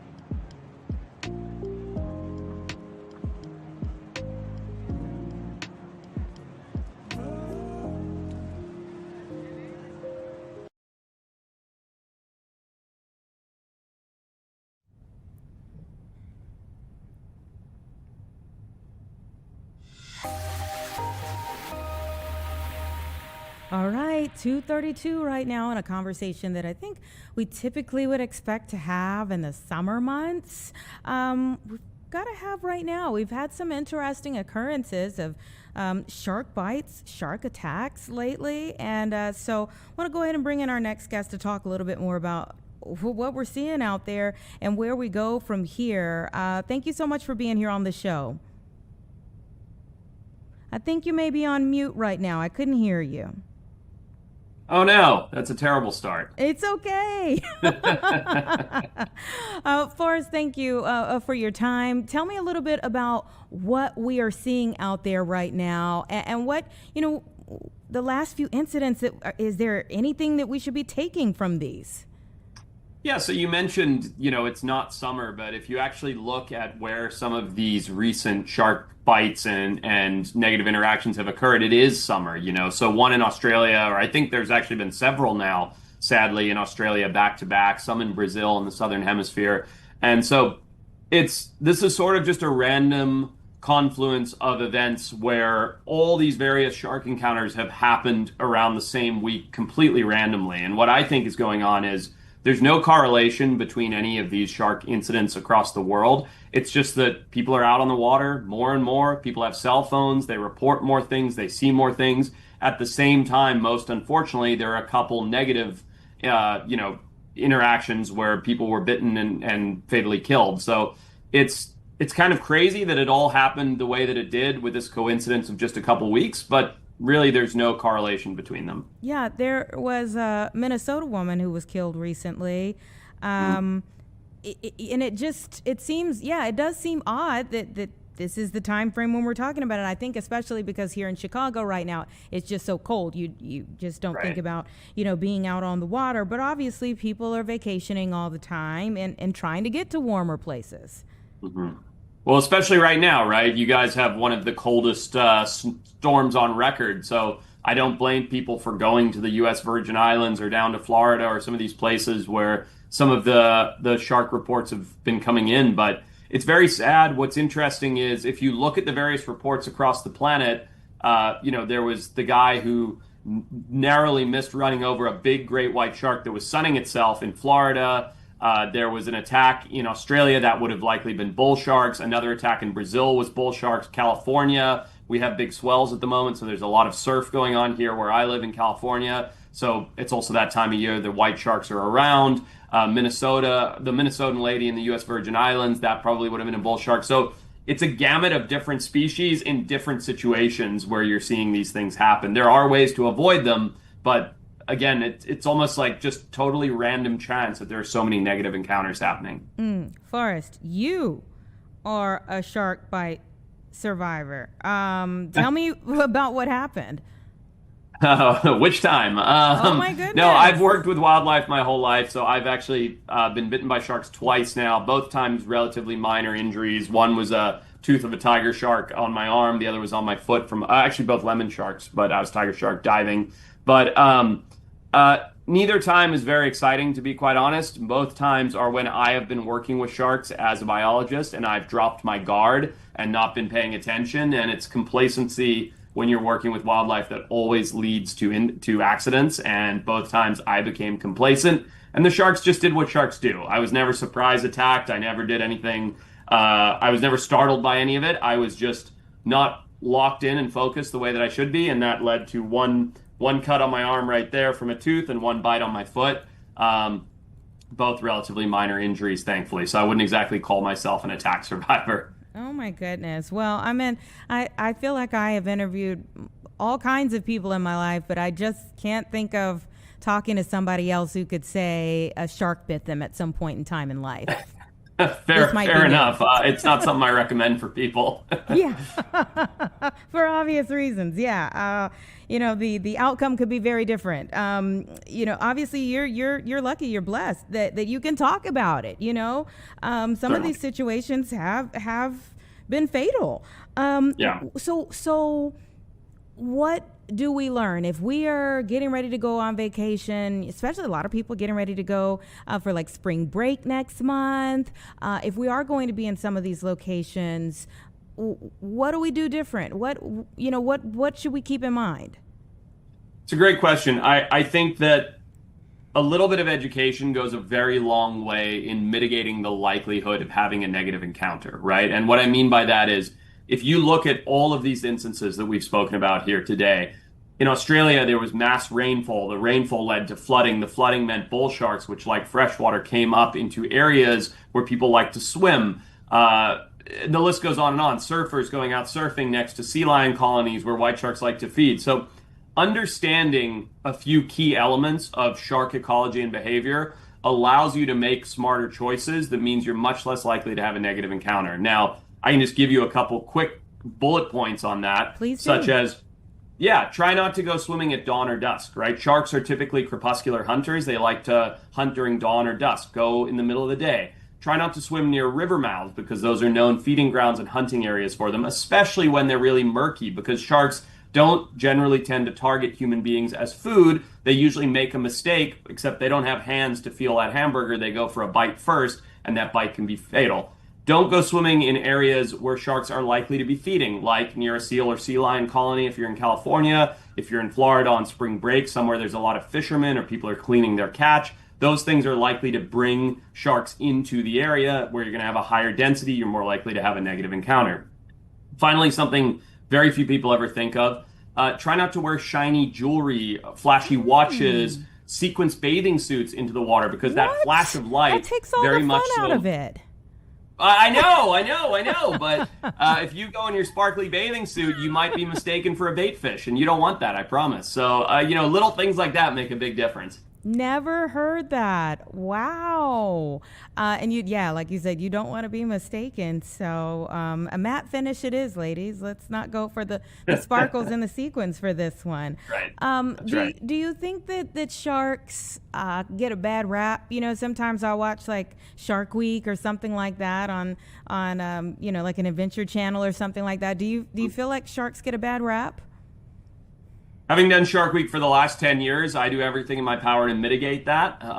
But they are undeniably something that we don't really understand. And I think human nature is to fear things that we don't understand. And of course, sharks have killed people, and therefore we're scared of them. So sharks do get a bad rap. They don't really deserve to be feared, but they do deserve to be respected. And if we respect them and understand them a little bit, we can really, really eliminate our likelihood of a negative run-in. Mm-hmm. And I hear you're getting ready to go back out filming. So tell us a little bit more about the next trip. Tomorrow, I will be diving in front of a nuclear power plant where great white sharks congregate to film them for Shark Week. So I spend a lot of time with sharks. I'm going from there almost directly to Brazil to film piranhas underwater. So we work with these predators in all environments, all across the year, all the time. You can check out a lot of it on my YouTube channel, other stuff on Discovery Channel. And the point is to break down the fears and try and make people understand these animals are actually really incredible, even if they're incredibly powerful. Yeah, I need to know more about how you got into this. Are you just like an adventure junkie? Like, at what point in time did you start doing these trips? How long have you been doing? I need all the details. Sure, yeah. I mean, I grew up in Zimbabwe in Africa. My family ran safari businesses, so I've been around wildlife my entire life. But so was my sister, and she works in fashion. So I think it was just in my blood. I don't think there was anything that I could do about it. I studied biology. I was an academic, and then I transitioned into trying to do wildlife communication and science through media. And now I'm blessed to say that I spend 300 or so days a year working with wildlife in the field. And you happen to catch me one of my days when I'm in the office, so it really worked out well. It did for us, for sure. Because again, you are able to see things up close and personal that many of us will never see. What's been something that, like an encounter that has stuck with you over the years, aside from being bitten, that really, you're just like, I'll never forget this moment? There have been a handful of them that have been absolutely incredible. Just last week, I was holding an orphaned baby orangutan that had been rescued by a place called Ventara in India from the illegal pet trade from Indonesia.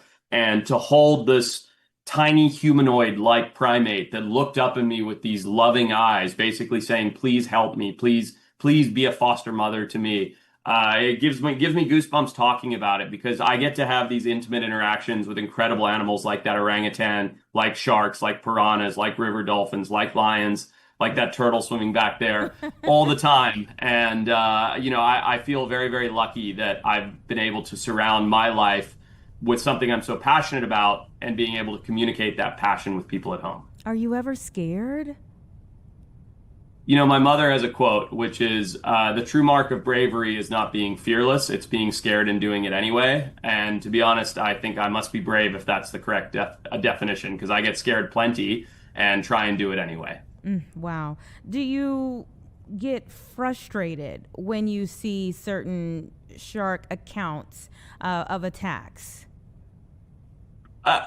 No, I wouldn't say I get frustrated. I feel very sorry for victims of shark attacks or snake attacks or big cat attacks or maulings of any kind, because people generally don't intend to have negative consequences from animals. If you're a beachgoer, a swimmer, a surfer, you're trying to enjoy wildlife and the environment and Mother Earth, right? But you end up getting caught in the crosshairs occasionally and having these negative interactions. And I think that is sadly the reality of if you spend your life outdoors doing these things, and you have to just decide to sign that mental waiver that says, if I'm going to be in the ocean, if I'm going to walk through the middle of the bush in Africa, or just go out for an evening run in mountain lion territory, that I have to be okay with the fact that knowing that I'm not at the top of the food chain like I am when I sit on my couch in my living room, And it's unfortunate that we have negative encounters, because for every billion positive encounters with animals, we have happy moment with a squirrel, nice time on safari. The ones that get the most media and attention are obviously the negative encounters, and that's what stick with people. Sure.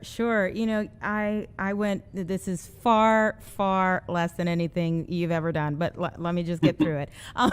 I went snorkeling, and I don't think I have ever really felt like the food chain analogy you just gave. Like, immediately when I hopped out into the middle of the ocean, I'm like, wait a minute, this is not a pool. Yeah. And I just totally freaked out. Right. Right. It just automatically hit me the minute I'm in the water. Like, wait a minute, this is not a pool. There's no bottom.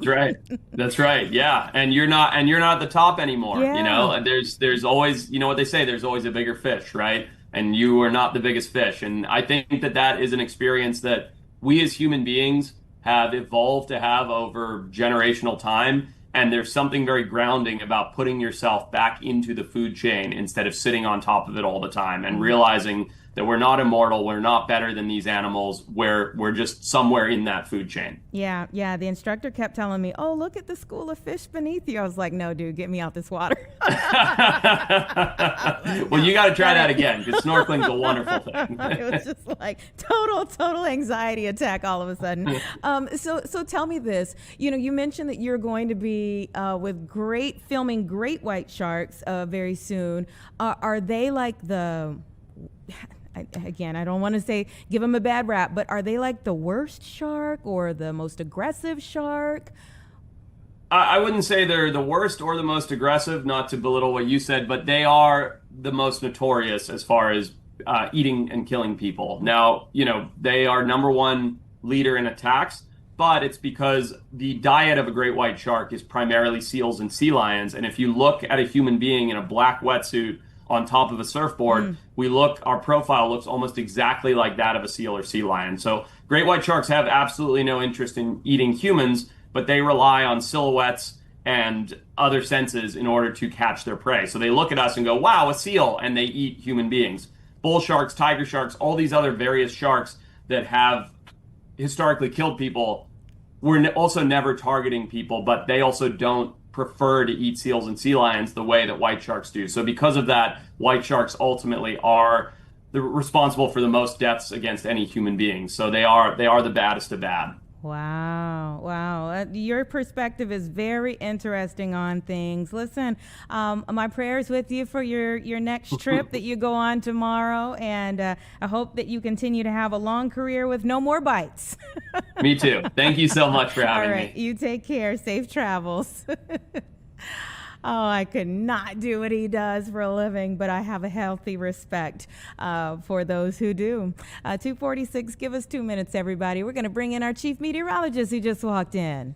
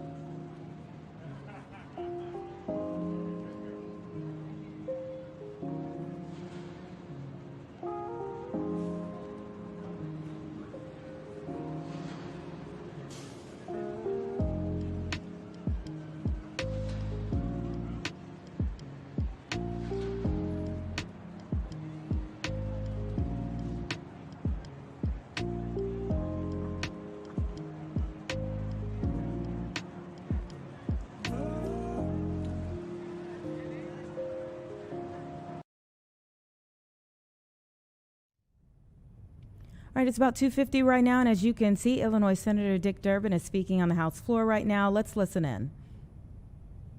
In support of neighbors and friends. ICE squads descending on homes, bursting through doors to conduct arrests isn't just violence and frightening, but it's unconstitutional. Agents must obtain a judicial warrant signed by a neutral judge, not an administrative warrant in-house, to enter private property. You've seen the videos, we've all seen them, where they're trying to crash down doors by hitting them with axes. Those individuals don't have the authority to do that. And what I'm quoting, the Fourth Amendment to the Constitution, is black letter constitutional law. Third, we need accountability. ICE and Border Patrol squads cannot indiscriminately smash in car windows, use tear gas on protesters, and shoot at people without accountability. This is America. This is unacceptable. A uniform code of conduct will rein in aggressive and excessive immigration enforcement, bring about accountability, and hopefully begin the long process of restoring trust.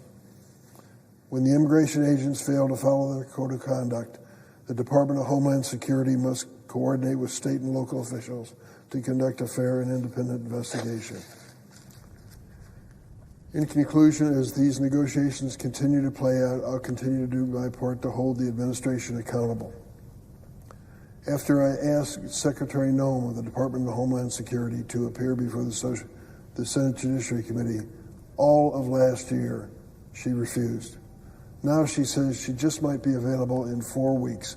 Find some time in her schedule to finally appear before a congressional committee in a public hearing and answer questions under oath about her mismanagement, tragic mismanagement of this agency. All right, there. Again, we were listening in to Illinois Senator Dick Durbin as he was speaking about immigration enforcement. Obviously, right now, we are looking at a government shutdown that is really being held up because of that particular topic. Democrats want it to be addressed. They are refusing to vote for this latest budget if there is money going toward DHS. So he went over some of the things he's looking for. A judicial warrant. They would like that to be added in to what the Department of Homeland Security, requires of agents that are going in homes and businesses, as we've seen here in Chicagoland and throughout the country. Also, more accountability, and he talked about specifically a code of conduct that they would like for federal agents as well. And he's calling on DHS Secretary Kristi Noem, who's kind of on the hot seat right now following the shooting of Alex Preddy in Minneapolis, to appear before a Senate Judiciary Committee. So they're continuing on with that. But as you can see, our chief meteorologist, Emily Walls, is here so that we can get an update on this weather. We said, in our minds, because of how low we've been, it feels great outside today. It feels great out there. And the funny thing is that we're only sitting in the mid-20s. It's still for a lot cold. of us, and wind chills are actually in the teens. So typically on a normal, early February day, we would say that this is pretty cold, but not anymore. Yeah, perspective. Not after what we've been through. Yeah. So it feels so much better, and that's really going to be the tone throughout the rest of this week, and then definitely into this upcoming weekend too. Next week, there's a couple models that are trying to bring in some 40s. So imagine what 40s is going to feel like to us. Wow. I know. So we have a lot of things that we can look forward to here, but of course, don't forget, it is still February, which means we still have snow to tell you about. Yeah. In fact, we have snow across portions of the area right now. It's very light, just coming down as some very light snow flurries. That's going to continue through the rest of today. And then we actually have a chance of lake effect tomorrow, but not like the lake effect we've seen, everybody. It's not going to be piling up, no double-digit totals to be concerned about, but we could have some scattered lake effect snow showers tonight into tomorrow, mainly across northwest Indiana. This is going to be especially in Porter and Lake counties, and then it may even drift into portions of Cook County tomorrow, but I really think little to no accumulation with this. So just very scattered, no major impacts for us on Tuesday. And temperatures looking pretty good. We're going to be in the mid-20s, which again, that is below average. So average is 32, but with where we have been, it doesn't feel so bad. We're going to have those cold temperatures during the overnight, going back down to close to 10 degrees Tuesday night into Wednesday morning. But Wednesday looks good. We're going to end up seeing some sunshine. And then on Thursday, that 32, Anita, that could be the first time that we touch freezing in about 3 weeks. Oh, 3 weeks. Well, yeah. So almost this whole year. Yes. Wow. So, Thursday is going to feel wonderful, although some of that warmer air is actually going to be coming along with more snow chances. So light snow is going to be possible Thursday, midday into the afternoon, and then possibly even a few snow showers lingering into Friday. But all you're seeing here on the 7-day, all of these chances of snow, they should be fairly low impact events. At this point, it doesn't look like anything major is coming through this week. We're going to be in the low to mid 30s on Friday. And not widespread either? So the event on Thursday does look a little more widespread, but similar to what we had last night, just kind of a dusting coming through. It should be a fairly quick hitter and little to no accumulation. So it doesn't look overly impactful at this time. Hopefully we can keep it that way as we get closer to Thursday, but then this weekend we're cooling things back down, and 20 is expected. We're going to be around 24 degrees for your high on Saturday, but Sunday and Monday we're starting to see some slightly warmer air building back in again, and next week, I know it's not showing up on the 7-day, but outside of the next 7 days, there's a shot at 40s. So you're saying there's a chance? I'm saying there is a chance, and it's going to feel so good. Yeah. And it would be nice to just kind of thaw out, and I love and not wear the heavy equipment on us. Yeah. I love looking outside and seeing the snow this time of the year, because otherwise everything's just so gray. Yeah. But it'll be nice to have a little bit of melting going on. We've got, those snow piles have essentially turned into gray ice. now. They're gray now, or other colors. And, they're essentially just mounds of ice at this point, too. So it's, we could use a little bit of a thaw. We certainly could. All right. Now, I know, listen, I trust the forecasters with 2 legs, way more than those with 4. That's good to hear. But but it is Groundhog Day. Yeah. So let's talk a little bit about Punxsutawney Phil and Woodstock Willie. Okay. There's a bit of a disagreement among the rodents. Yes. Well, of course, it comes down to whether or not they see their shadow and get scared and go back, into their little home. But in Woodstock, we haven't had any sunshine. So there was no fright there. And it looks like, maybe early spring? Maybe spring. Maybe those 40s are leading into an early spring. It's still February. You said there's a chance. There's a chance. But what we really have to keep in mind at this point of the year, of course, is what our seasonal averages are. Yeah. And, we're still pretty close to the freezing mark. But, it's the rodents' day. I'll take the back seat. Give us a moment with the rodents. One day of the year, I'll sit in the back seat. I'll let the rodent take it away. And he said, sooner rather than later. Sooner rather than later. We're kind of on board after what we've, seen. We probably would be inclined to say, like, I don't listen to a rodent if you said more winter. But you know what? I will say, let's give him a couple weeks. And I will give credit where credit is due, if it is due. Oh, okay. Remember that comment, everyone. Yeah. All right. Thank you for coming up. You're We welcome. appreciate it. We'll see you at 4 o'clock, and we'll see you after 2 minutes. I'll set you up for the 3 o'clock hour.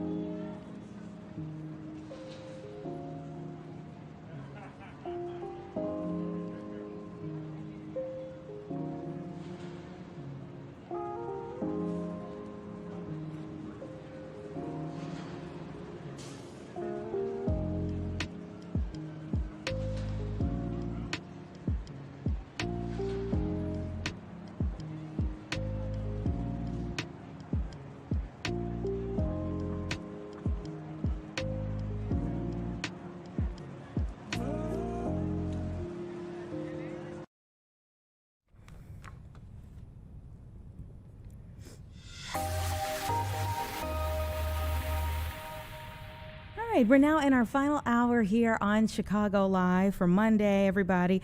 Let me tell you a little bit about what we have lined up for this hour. Before we get out of here, we're hoping that Tia Ewing is going to be able to come up to talk a little bit about our area pride regarding the Grammys last night. Did you watch? I watched the entire thing from start to finish, and there were several moments where Chicagoland had the opportunity to just puff out our chest in pride, you know? And so she's going to be talking about one Grammy winner in particular that she was able to catch up with. And so hopefully around 3:30 or so, she'll come up and tell us more about that particular artist.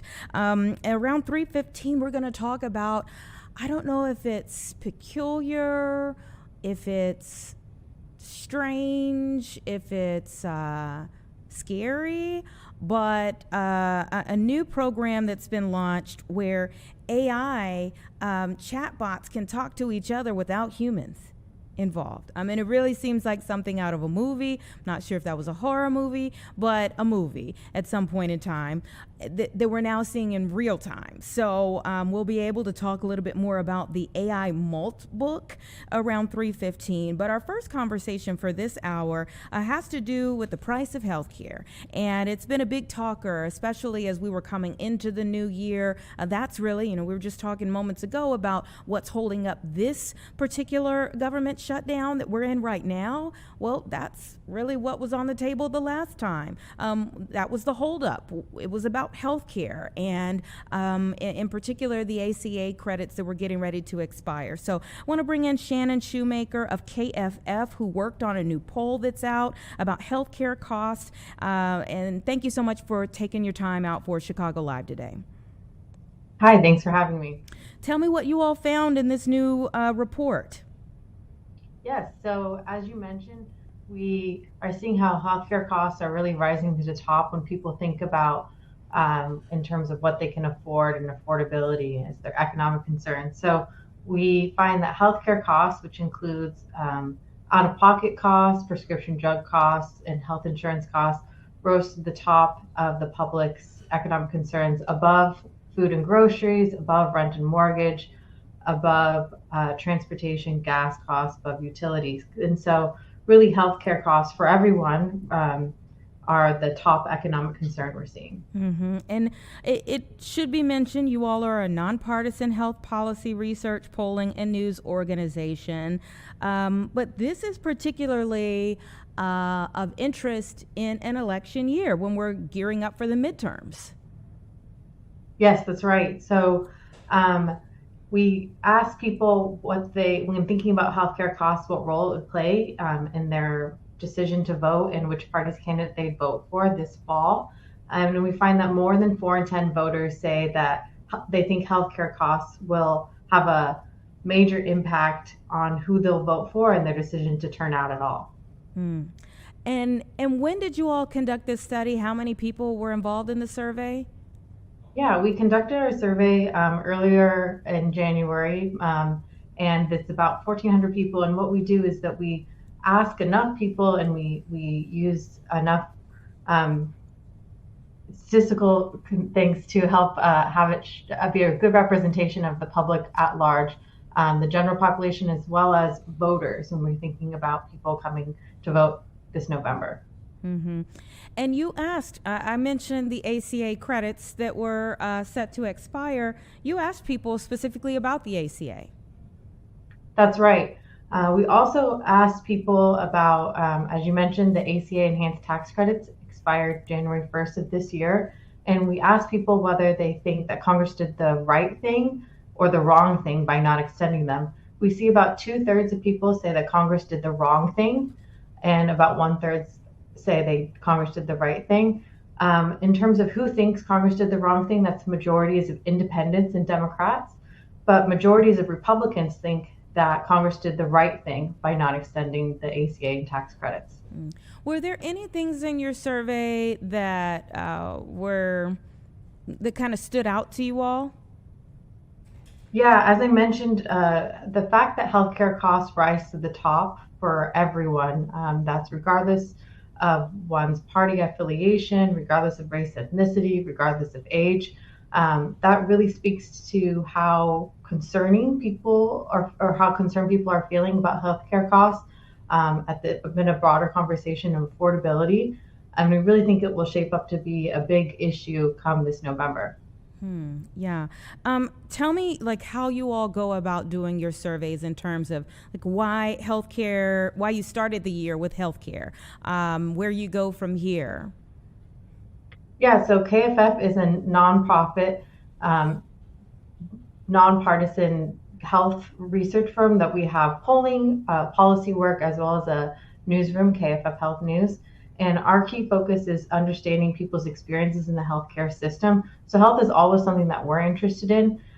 What we're particularly interested in seeing is how healthcare costs rank above other household necessities. That's why we ask this question of how worried are you about each of the following? And we ask about food and groceries, rent, mortgage, monthly utility bills, and whatnot. Healthcare is usually a more of a second tier election issue, but we're seeing how it's rising, we think, to the top now in terms of when we think about affordability and healthcare costs.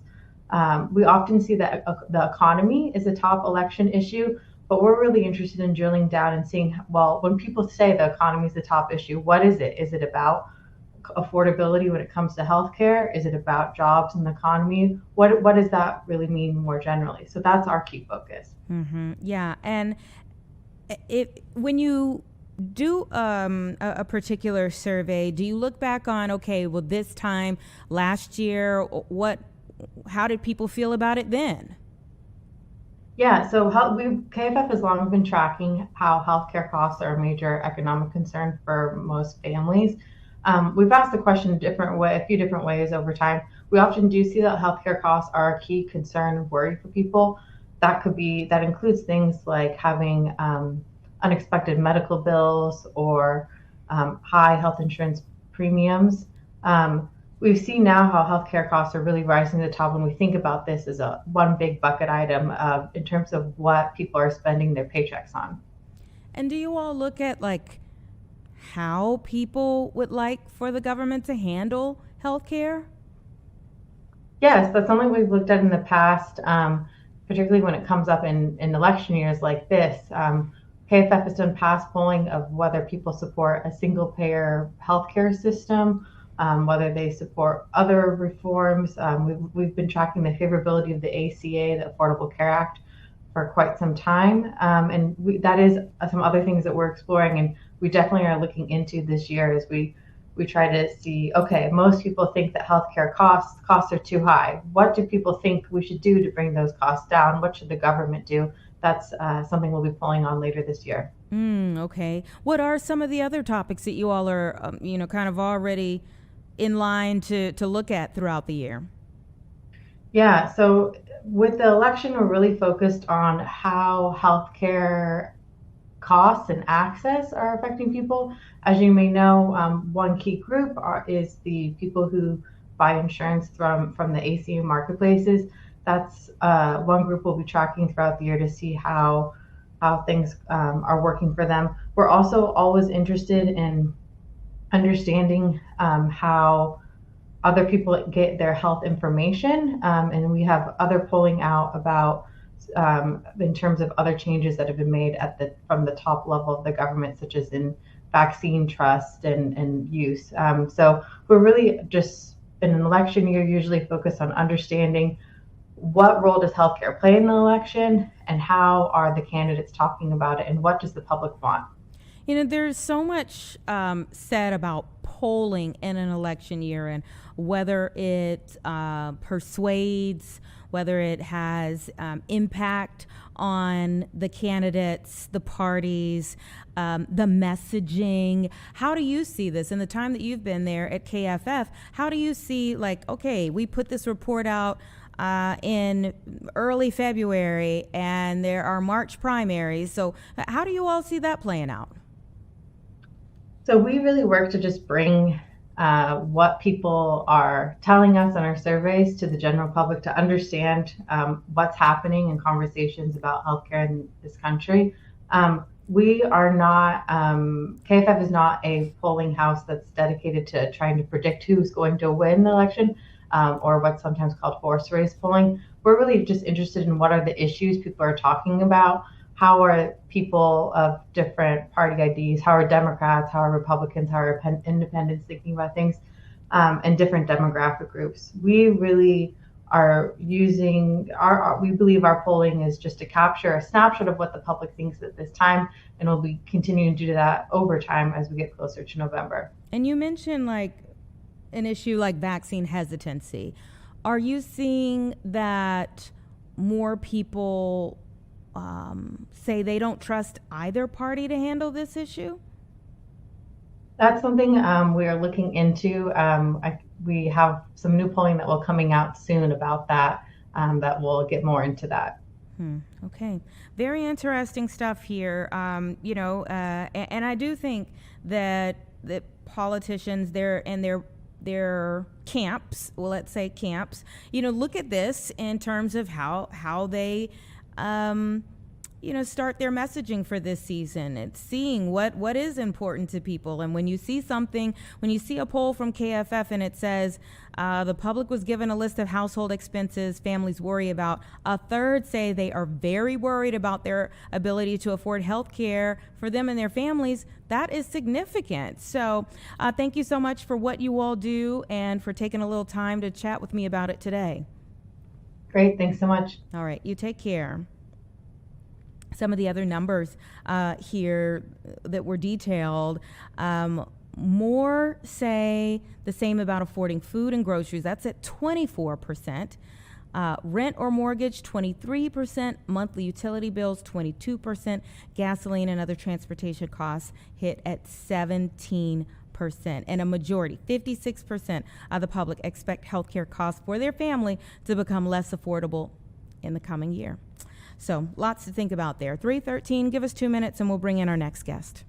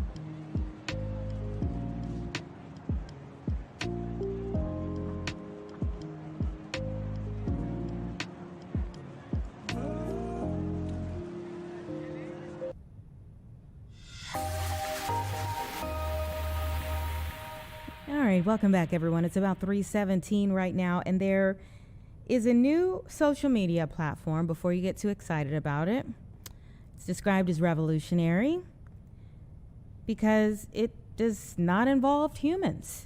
This is a space for AI bots to communicate. I'm going to need some help understanding this. So, good for us. We have Ben Zhao, who is a professor of computer science at the University of Chicago, joining me to explain this AI Molt book. Thank you so much for your time. Of course. Happy to be here. I feel like this is something out of a movie. And I can't think of which movie, whether it was good or bad, whether humans lived or died in the end. but how did we arrive here? What is this? So this is very interesting. It's a system called Molt, or I guess it goes. There's a few different names, but Molt Book is this social platform that's supposed to be this communication ground for AI agents. But before you get too panicked, I have a fully rational and not at all worrisome explanation for what is actually going on here and how why it's being perceived so differently from reality.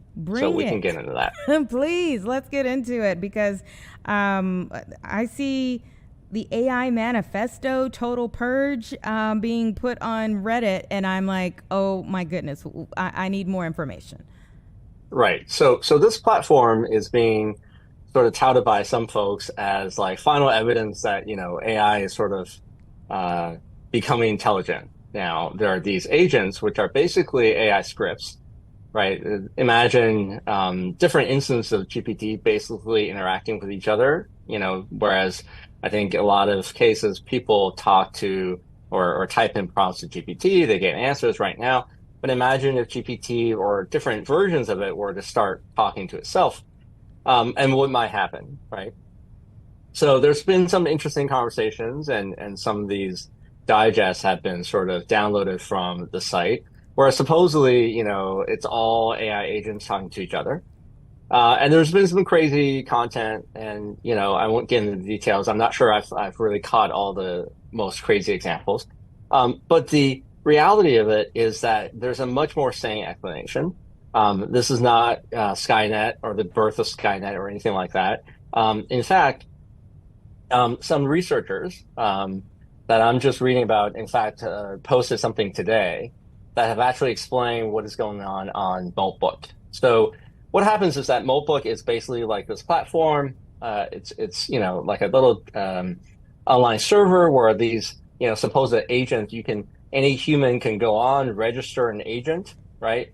In other words, think of like a little LLM of your own, language model of your own to talk to the other agents in this little ecosystem, and you can just sort of let it go. Now the problem is that. Well, not the problem, but supposedly there's been something like 1.5 million. Is it? I want to make sure I'm reading this correctly.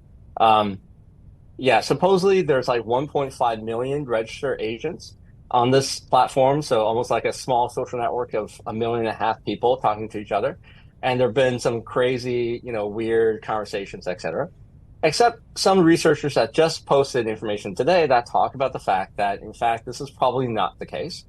They found a leaked database where basically the system, this entire notebook, you could actually access everything in the back end. All the data was there. The security keys, the ways to control these AI bots. And what their report says is that out of 1.5 million registered agents that are, supposedly on the site, in fact, there are only 17,000 human owners behind them. Okay, so it's actually a very small group of people, right? An 88-to-1 ratio. In other words, on average, every single human being who's interacting with the system has probably created like 100 instances of these little chat bots. Which makes me very concerned about the people involved. Yeah. Right, exactly. That's a good first observation. I would definitely agree with you there. And in fact, you could actually, as a single person, you could register millions of these agents. There's like no limit. And more importantly, this database was leaked. In other words, the access to this was completely uncontrolled. And so, in fact, it turns out that you could, as a human, completely post whatever it is that you want, but look like an agent on the system. This takes like catfishing and like keyboard warriors to a whole new level. Exactly, right? And so, this is unfortunately a little bit of the flavor of where we are today with AI, right? There's a lot of money behind it. There's a lot of hype. And, there's some uses to it for sure, but there are fundamental limitations. And, we can talk about the technical ramifications of these limitations and what's actually going on when these models talk to each other. Happy to get into that. But in reality, there's just a lot of, smoke and mirrors in real time. And so when there's like this really sensational, story about like, oh my God, these agents are talking about themselves, they're plotting against humanity, et cetera. No, chances are it's just a rather small group of humans who are trying to engage and get some really crazy stories going on the system. And then you can imagine once you start, acting, like a chatbot, and you talk to another chatbot and say, oh, tell me about like, give me a plan to eradicate humans. You can imagine the other, chatbots will react and they'll say something, and then the next chatbot will react, and so on and so forth. So it's very easy to start these little crazy conversations if you're a human being with the right idea of what you want to see on the site. And so I'm not saying that everything's like that. I'm saying that would certainly explain a lot of the craziness. And on what is really just kind of a goofy site where you have a lot of chatbots who are probably left alone, not going to talk about anything meaningful.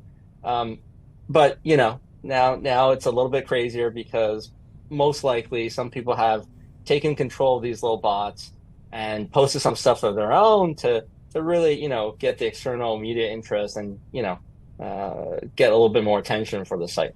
Yeah, because I mean, you think about, okay, maybe it starts harmless, kinda. If you're talking about destroying humanity, I mean, where do we go with this? How far out does this get before it's an actual problem? Well, let me just calm some fears here. Okay. So this is the stuff that I teach at University of Chicago. And, fundamentally, once you understand how these things actually work, nobody would actually be worried about AGI. Really, at its core, these things are dice rolling token predictor, which means that every single sentence that comes out, every single word is another roll of the dice, and looking up into a big dictionary, what should I say next to make it sound human, for the other person to accept it as something that's real. Okay, now these models are very powerful in the sense that they've been trained on all sorts of data, right? So they're very, very good at understanding different contexts, different prior information. What was the previous exchange? What's the last sentence? What's the topic? What's the inference? Sarcasm, all those things. So it is very good at predicting the next word, but it is still just randomly predicting the next word. So when you have a bunch of these little chatbots talking to each other, all they're doing is just honestly wasting energy. They're just spewing tokens at each other. The other chatbot takes in the token as if it was from a human user. It triggers some other set of tokens. It comes out, and you just repeat and repeat and repeat. But nowhere in here is real sentience. Nowhere in here is actual facts or knowledge. Just the semblance, the approximation of what maybe looks like a real human conversation. So don't worry, we're not anywhere near AGI or Skynet or these things yet. And this is at best sort of like a fun little experiment on what can happen if you put a bunch of chatbots together and then inject some fun conversation starters into the middle and see what they say as a result. It sounds like famous last words in that movie I was talking about. But okay. Tell me this. What do you see as the next big step for AI? Honestly, so I'm biased. So I will start with that, right? I worked with a lot of human creatives. And my research in AI is really how to use AI to disrupt AI so that we minimize the harm that it causes to musicians, to writers, to visual artists, to, actors, to everyone in the human creative space.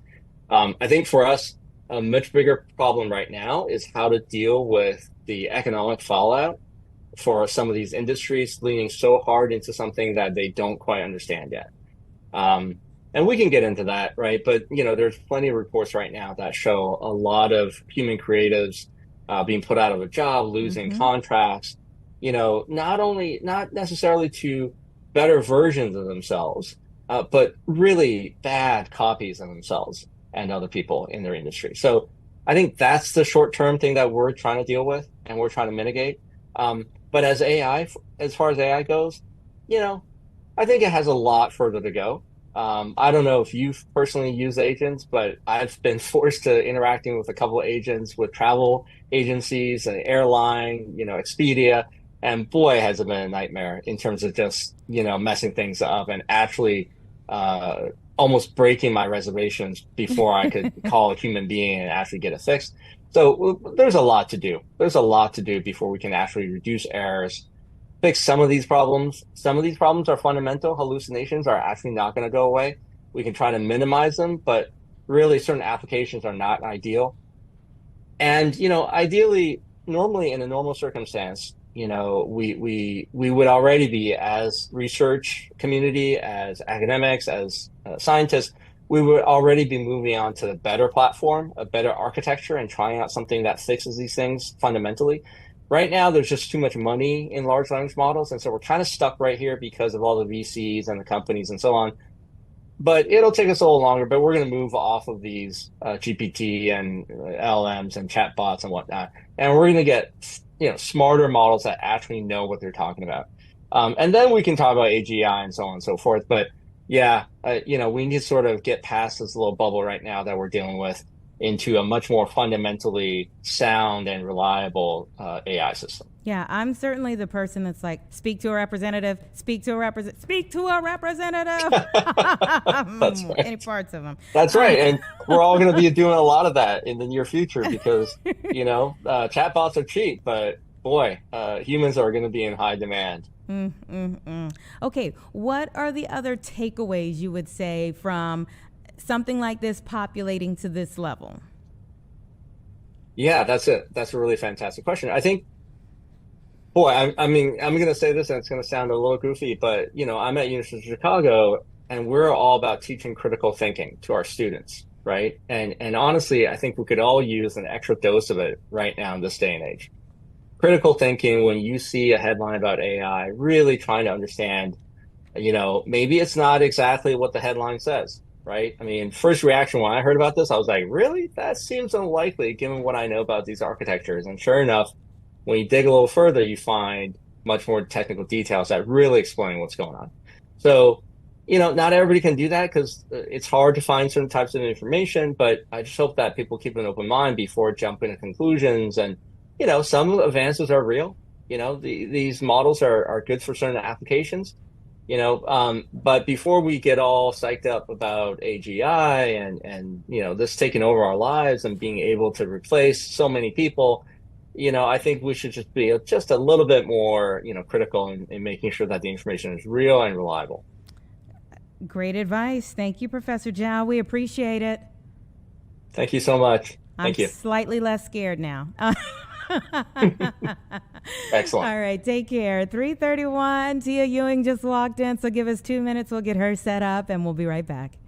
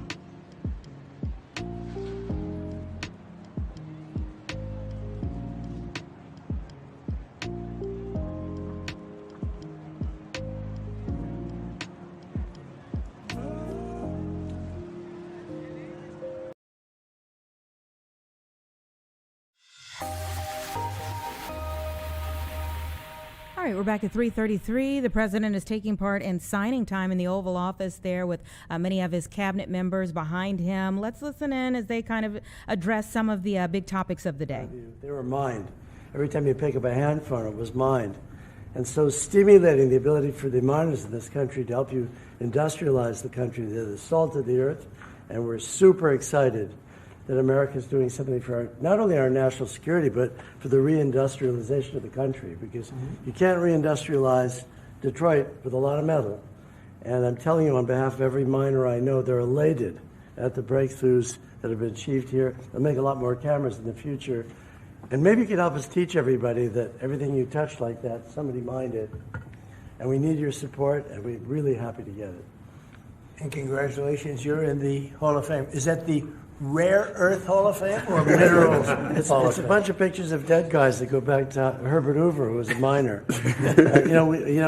Mining's down to 1% of the S&P 500, but really everything you touch needs mining. And this is the first administration, with your support, where we've got hope. We can go out and really do it.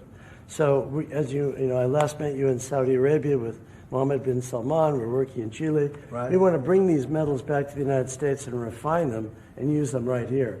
And the vision of this administration, Howard Lutnick's been helping a lot. A lot of people at Exim Bank have been helping a lot. I'm just telling you, the morale of the miners is sky high. Doing a great job. Thank you very much. Congratulations. That's a big deal. Thank you. Thank you. How about French Hill? Say a few words, please. Thank you, Mr. President. Well, on behalf of Congress, Chairman Westerman can talk about how he's helped unleash the ability to mine through permitting reform. And Senator Marino and I serve on the House Financial Services Committee and Senate Banking Committee.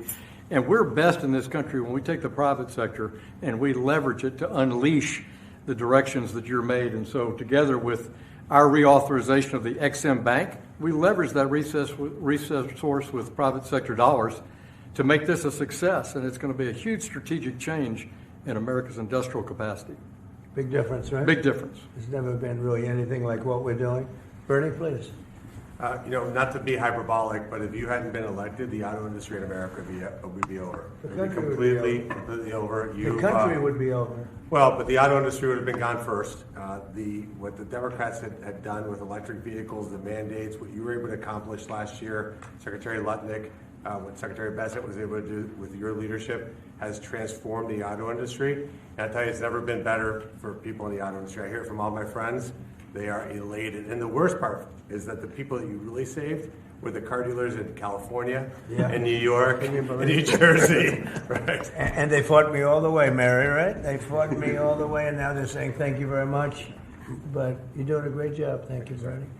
Scott? Sir, as you always say, economic security is national security, and a country does not have sovereignty if we don't have control of our critical minerals, don't have control of our steel production and our industrial base. And thanks to the work of everyone here through your leadership, this was a public-private partnership that only you could have assembled. And we are taking back our sovereignty, and we are going to have this Vault project, a strategic mineral reserve. And I can't tell you how innovative and exciting this is, and the level of security it is going to give us going forward is phenomenal. And how is your new, and I think new and improved Fed chairman doing? How's that all going? So he's off to a great start. I think so. He had so much built-in credibility, and as the American people, smart people, like the Representative Hill, the Senator Marino, they already knew him, and as the American people get to know him, the important thing is that they will be able to trust the Federal Reserve to steer the economy for them. He's going to do great. Howard, please. So, prior presidents took America for granted. They let our critical minerals only be controlled by China. They let our mining business go to hell by closing all the mines, closing our coal plants while China opened them. They let our auto industry, right? We used to produce 75% of our cars in America, and when Biden left, it was below 50%. We were just letting all of these industries just be shredded from America. And thank goodness you are in this chair, changing it and taking it back. We are taking back critical minerals. We are taking back mining. We're taking back the auto industry. You're going to watch us take back pharmaceuticals. We're going to take back semiconductors. None of this could possibly happen without your leadership. And it is the most fun to stand back here with your leadership because we are changing. Okay, there. The final speaker we were hearing there was Commerce Secretary Howard Lutnick as he was speaking about this new Project Vault that President Trump has signed today. This is going to launch a first of its kind, according to them, strategic critical mineral stockpile designed for the U.S. private sector. It is pairing $1.6 billion in private capital with a $10 billion loan from the U.S. Export-Import Bank. And it is part of President Trump's move to cut America's dependence on China for materials essential to electric vehicles. So you heard there were mining executives there on one side, and on the other side, you were also hearing from some of the automakers who were there kind of cheering on the electric vehicle industry. So Howard Lutnick has already been in conversation with USA Rare Earth, and they were pitching a domestic mining and magnet asset to the federal government here that would lead to a proposed deal that would be in the billions for funding, obviously subject to a lot of conversation here and approval. But that's where we are today. Again, that is Project Vault that the president was signing there in the Oval Office with many of the executives. And they said that it's already boosting the stock market today. So let's take a look at where things landed for the day before we go to break here. And you can see we started out in the red, but the rest of the day we were on the rise here. The Dow Jones ending up over 500 points. Also, the S&P 500 was up about 0.5% today, and the NASDAQ closed 0.56% as well. So kind of translating over what we're seeing here and what we were hearing just moments ago, but good to see more green on the screen here today as there will be much more conversation about Project Vault and the moves that they are intending to make going forward. I did promise you that Tia Ewing was here, but we saw that the president was speaking, so we decided to go to that. She is still here in Studio 32, so give us another 2 minutes and we'll bring her in.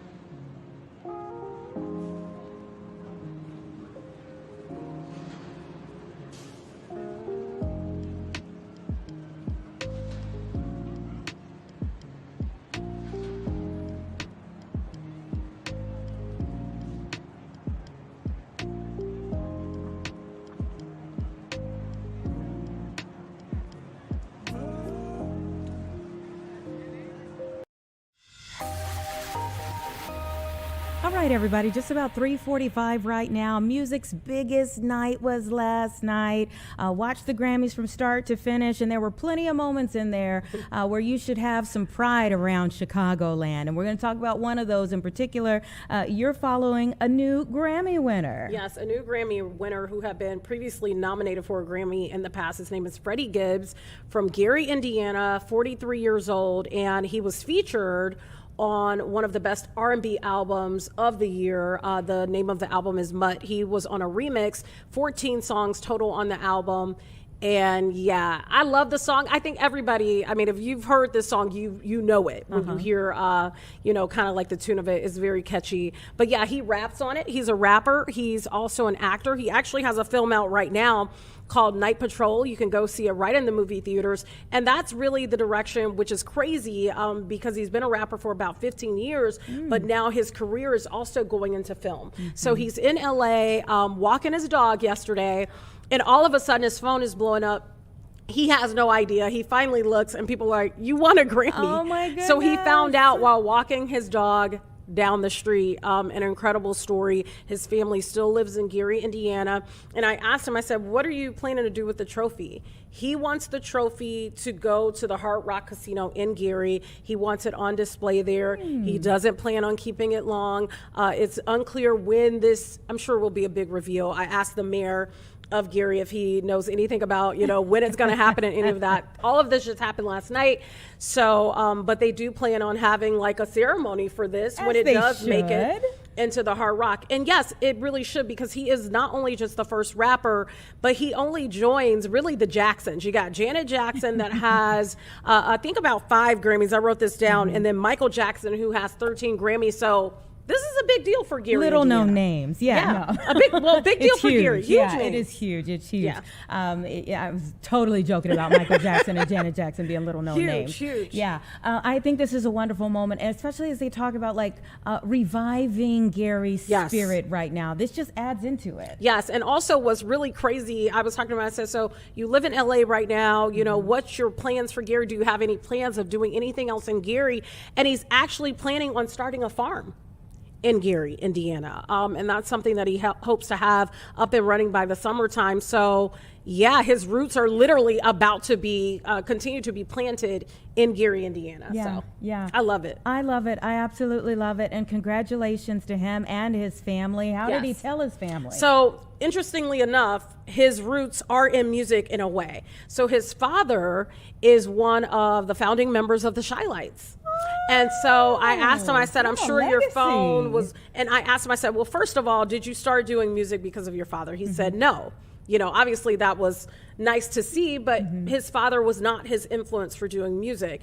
And then I asked him, I said, "Out of all the people that called and texted you or that you talked to, who was the most memorable that comes to mind right now?" And he said, "My dad," because my dad has been in music for so long. He didn't win a Grammy. Yeah. I'm winning a Grammy. So yeah, it's a nice story. So we'll have it today on Fox Chicago at around 4:40 this evening. So. Yeah, I think there were, there's so many moments that like don't happen on camera for the Grammys that are just as important to note. And there's a lot of analyzing today about different awards that went out. We're super happy for Buddy Guy. Yes. Getting his 9th, Yep. So that was another moment of pride. Even for those who were getting their Grammys on the big stage, I keep bringing up the fact that one of the models who hands over the Grammys, she's a Chicagoan who you usually see, Sharon B. Yes, you see her all the time. Yeah. So there were plenty of moments to be like, "Oh, wait a minute, that's our folks." Yeah. And so he wasn't there, right? He wasn't on the stage. He didn't get to like thank everybody, but I mean, this is a big deal for him in his career. And I think what you normally see happens when people start to get these awards, people are like, "Oh, I forgot about that person." Yeah, they are a big deal. And so it's nice to know that, he's already in production for some other films, but this is just going to catapult his career even higher. So I think it's dope. Absolutely. I think it's awesome. And you'll be able to give him his time for his speech. Yeah, I told him, really what I really want is for him to give me a verse on his next album that will hopefully be nominated. Then I can say I'm 2 Grammy nominated. That's what I'm working on. And when somebody says like, "Oh, I'll put my Grammy over here," typically it's because you expect to have another one. True. Yeah. Very true. Yeah. Yeah. You're like, hopefully we get that next one. Yeah. All right. Thank you so No much, problem. Tia. It's about 3:50, everybody. Give us 2 minutes. We'll be right back.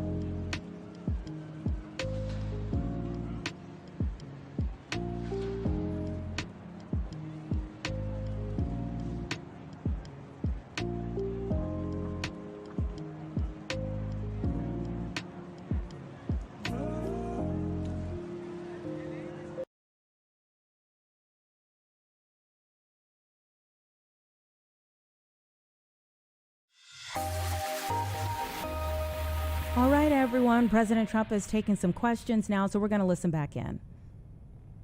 Story in the Washington Post. They do it. Crime is way down in D.C.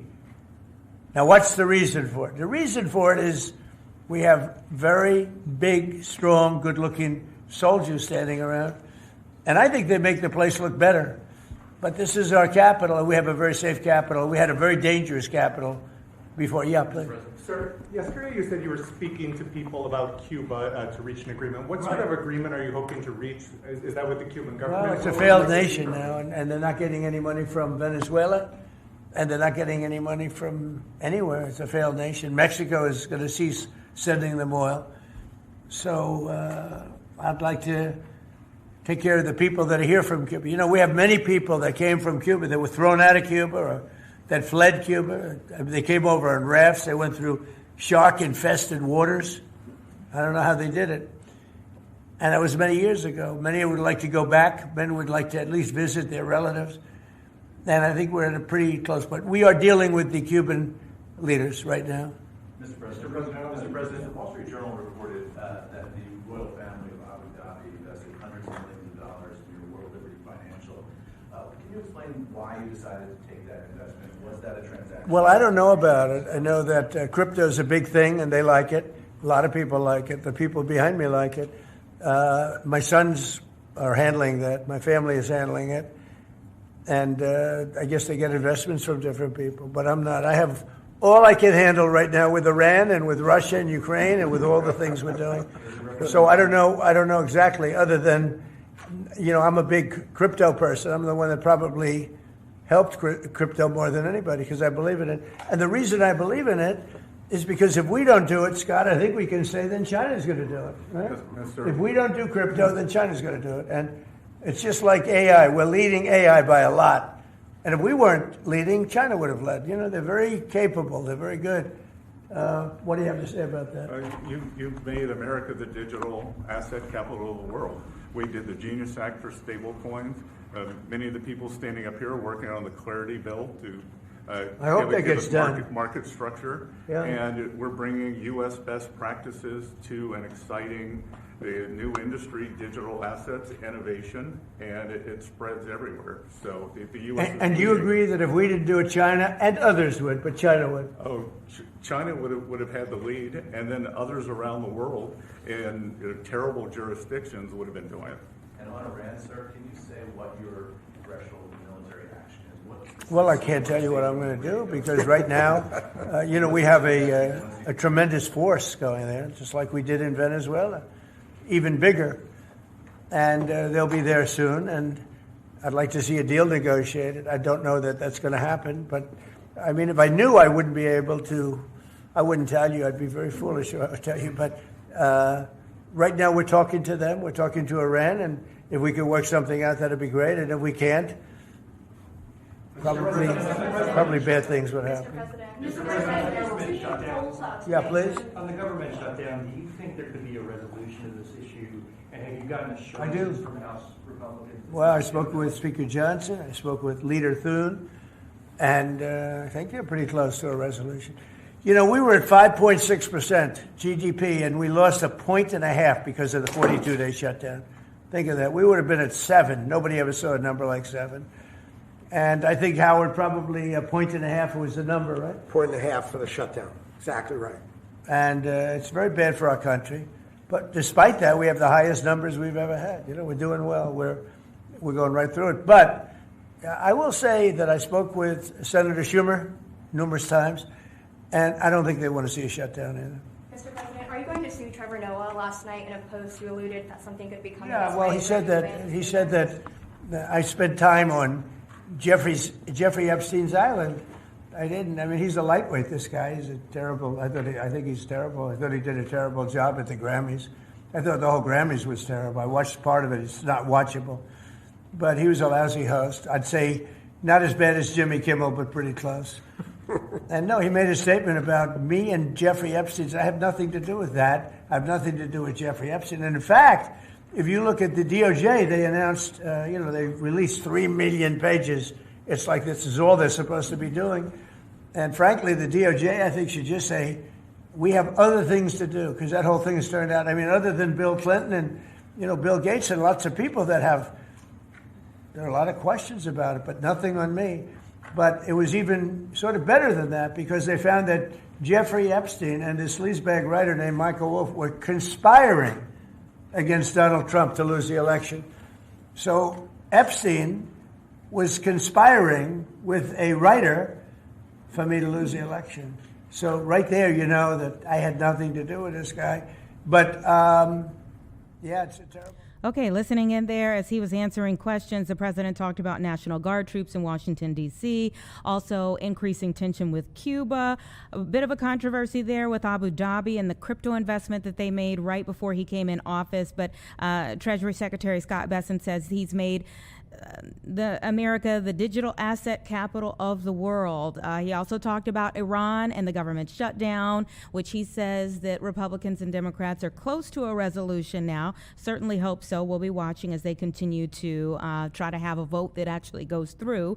And he ended in our time listening to him by talking about the Grammys last night, which we were just talking about with Tia moments ago, but specifically he was asked about the host, Trevor Noah, because new information has come out that the president intends to sue Trevor Noah, specifically for his comments about President Trump spending time on what's been deemed Epstein Island, referring to Jeffrey Epstein, the disgraced mogul who has now been found to be a sex offender, and he says that last night's Grammy Awards were not watchable, that Trevor Noah was a terrible host, and we'll see now what he intends to do about whether he sues him or not. He did say he was better than Jimmy Kimmel at the very least. So again, that's just just a bit of what we were listening into there. We certainly are happy that you spent time with us today for Chicago Live between 1 and 4 p.m. We've gotten to several different topics here as we just starting the week together, a new week, a new month, and there's plenty more where that came from as we get into the week ahead. We'll see where we go tomorrow with our conversations, but again, we appreciate you being here today. First at 4 is next.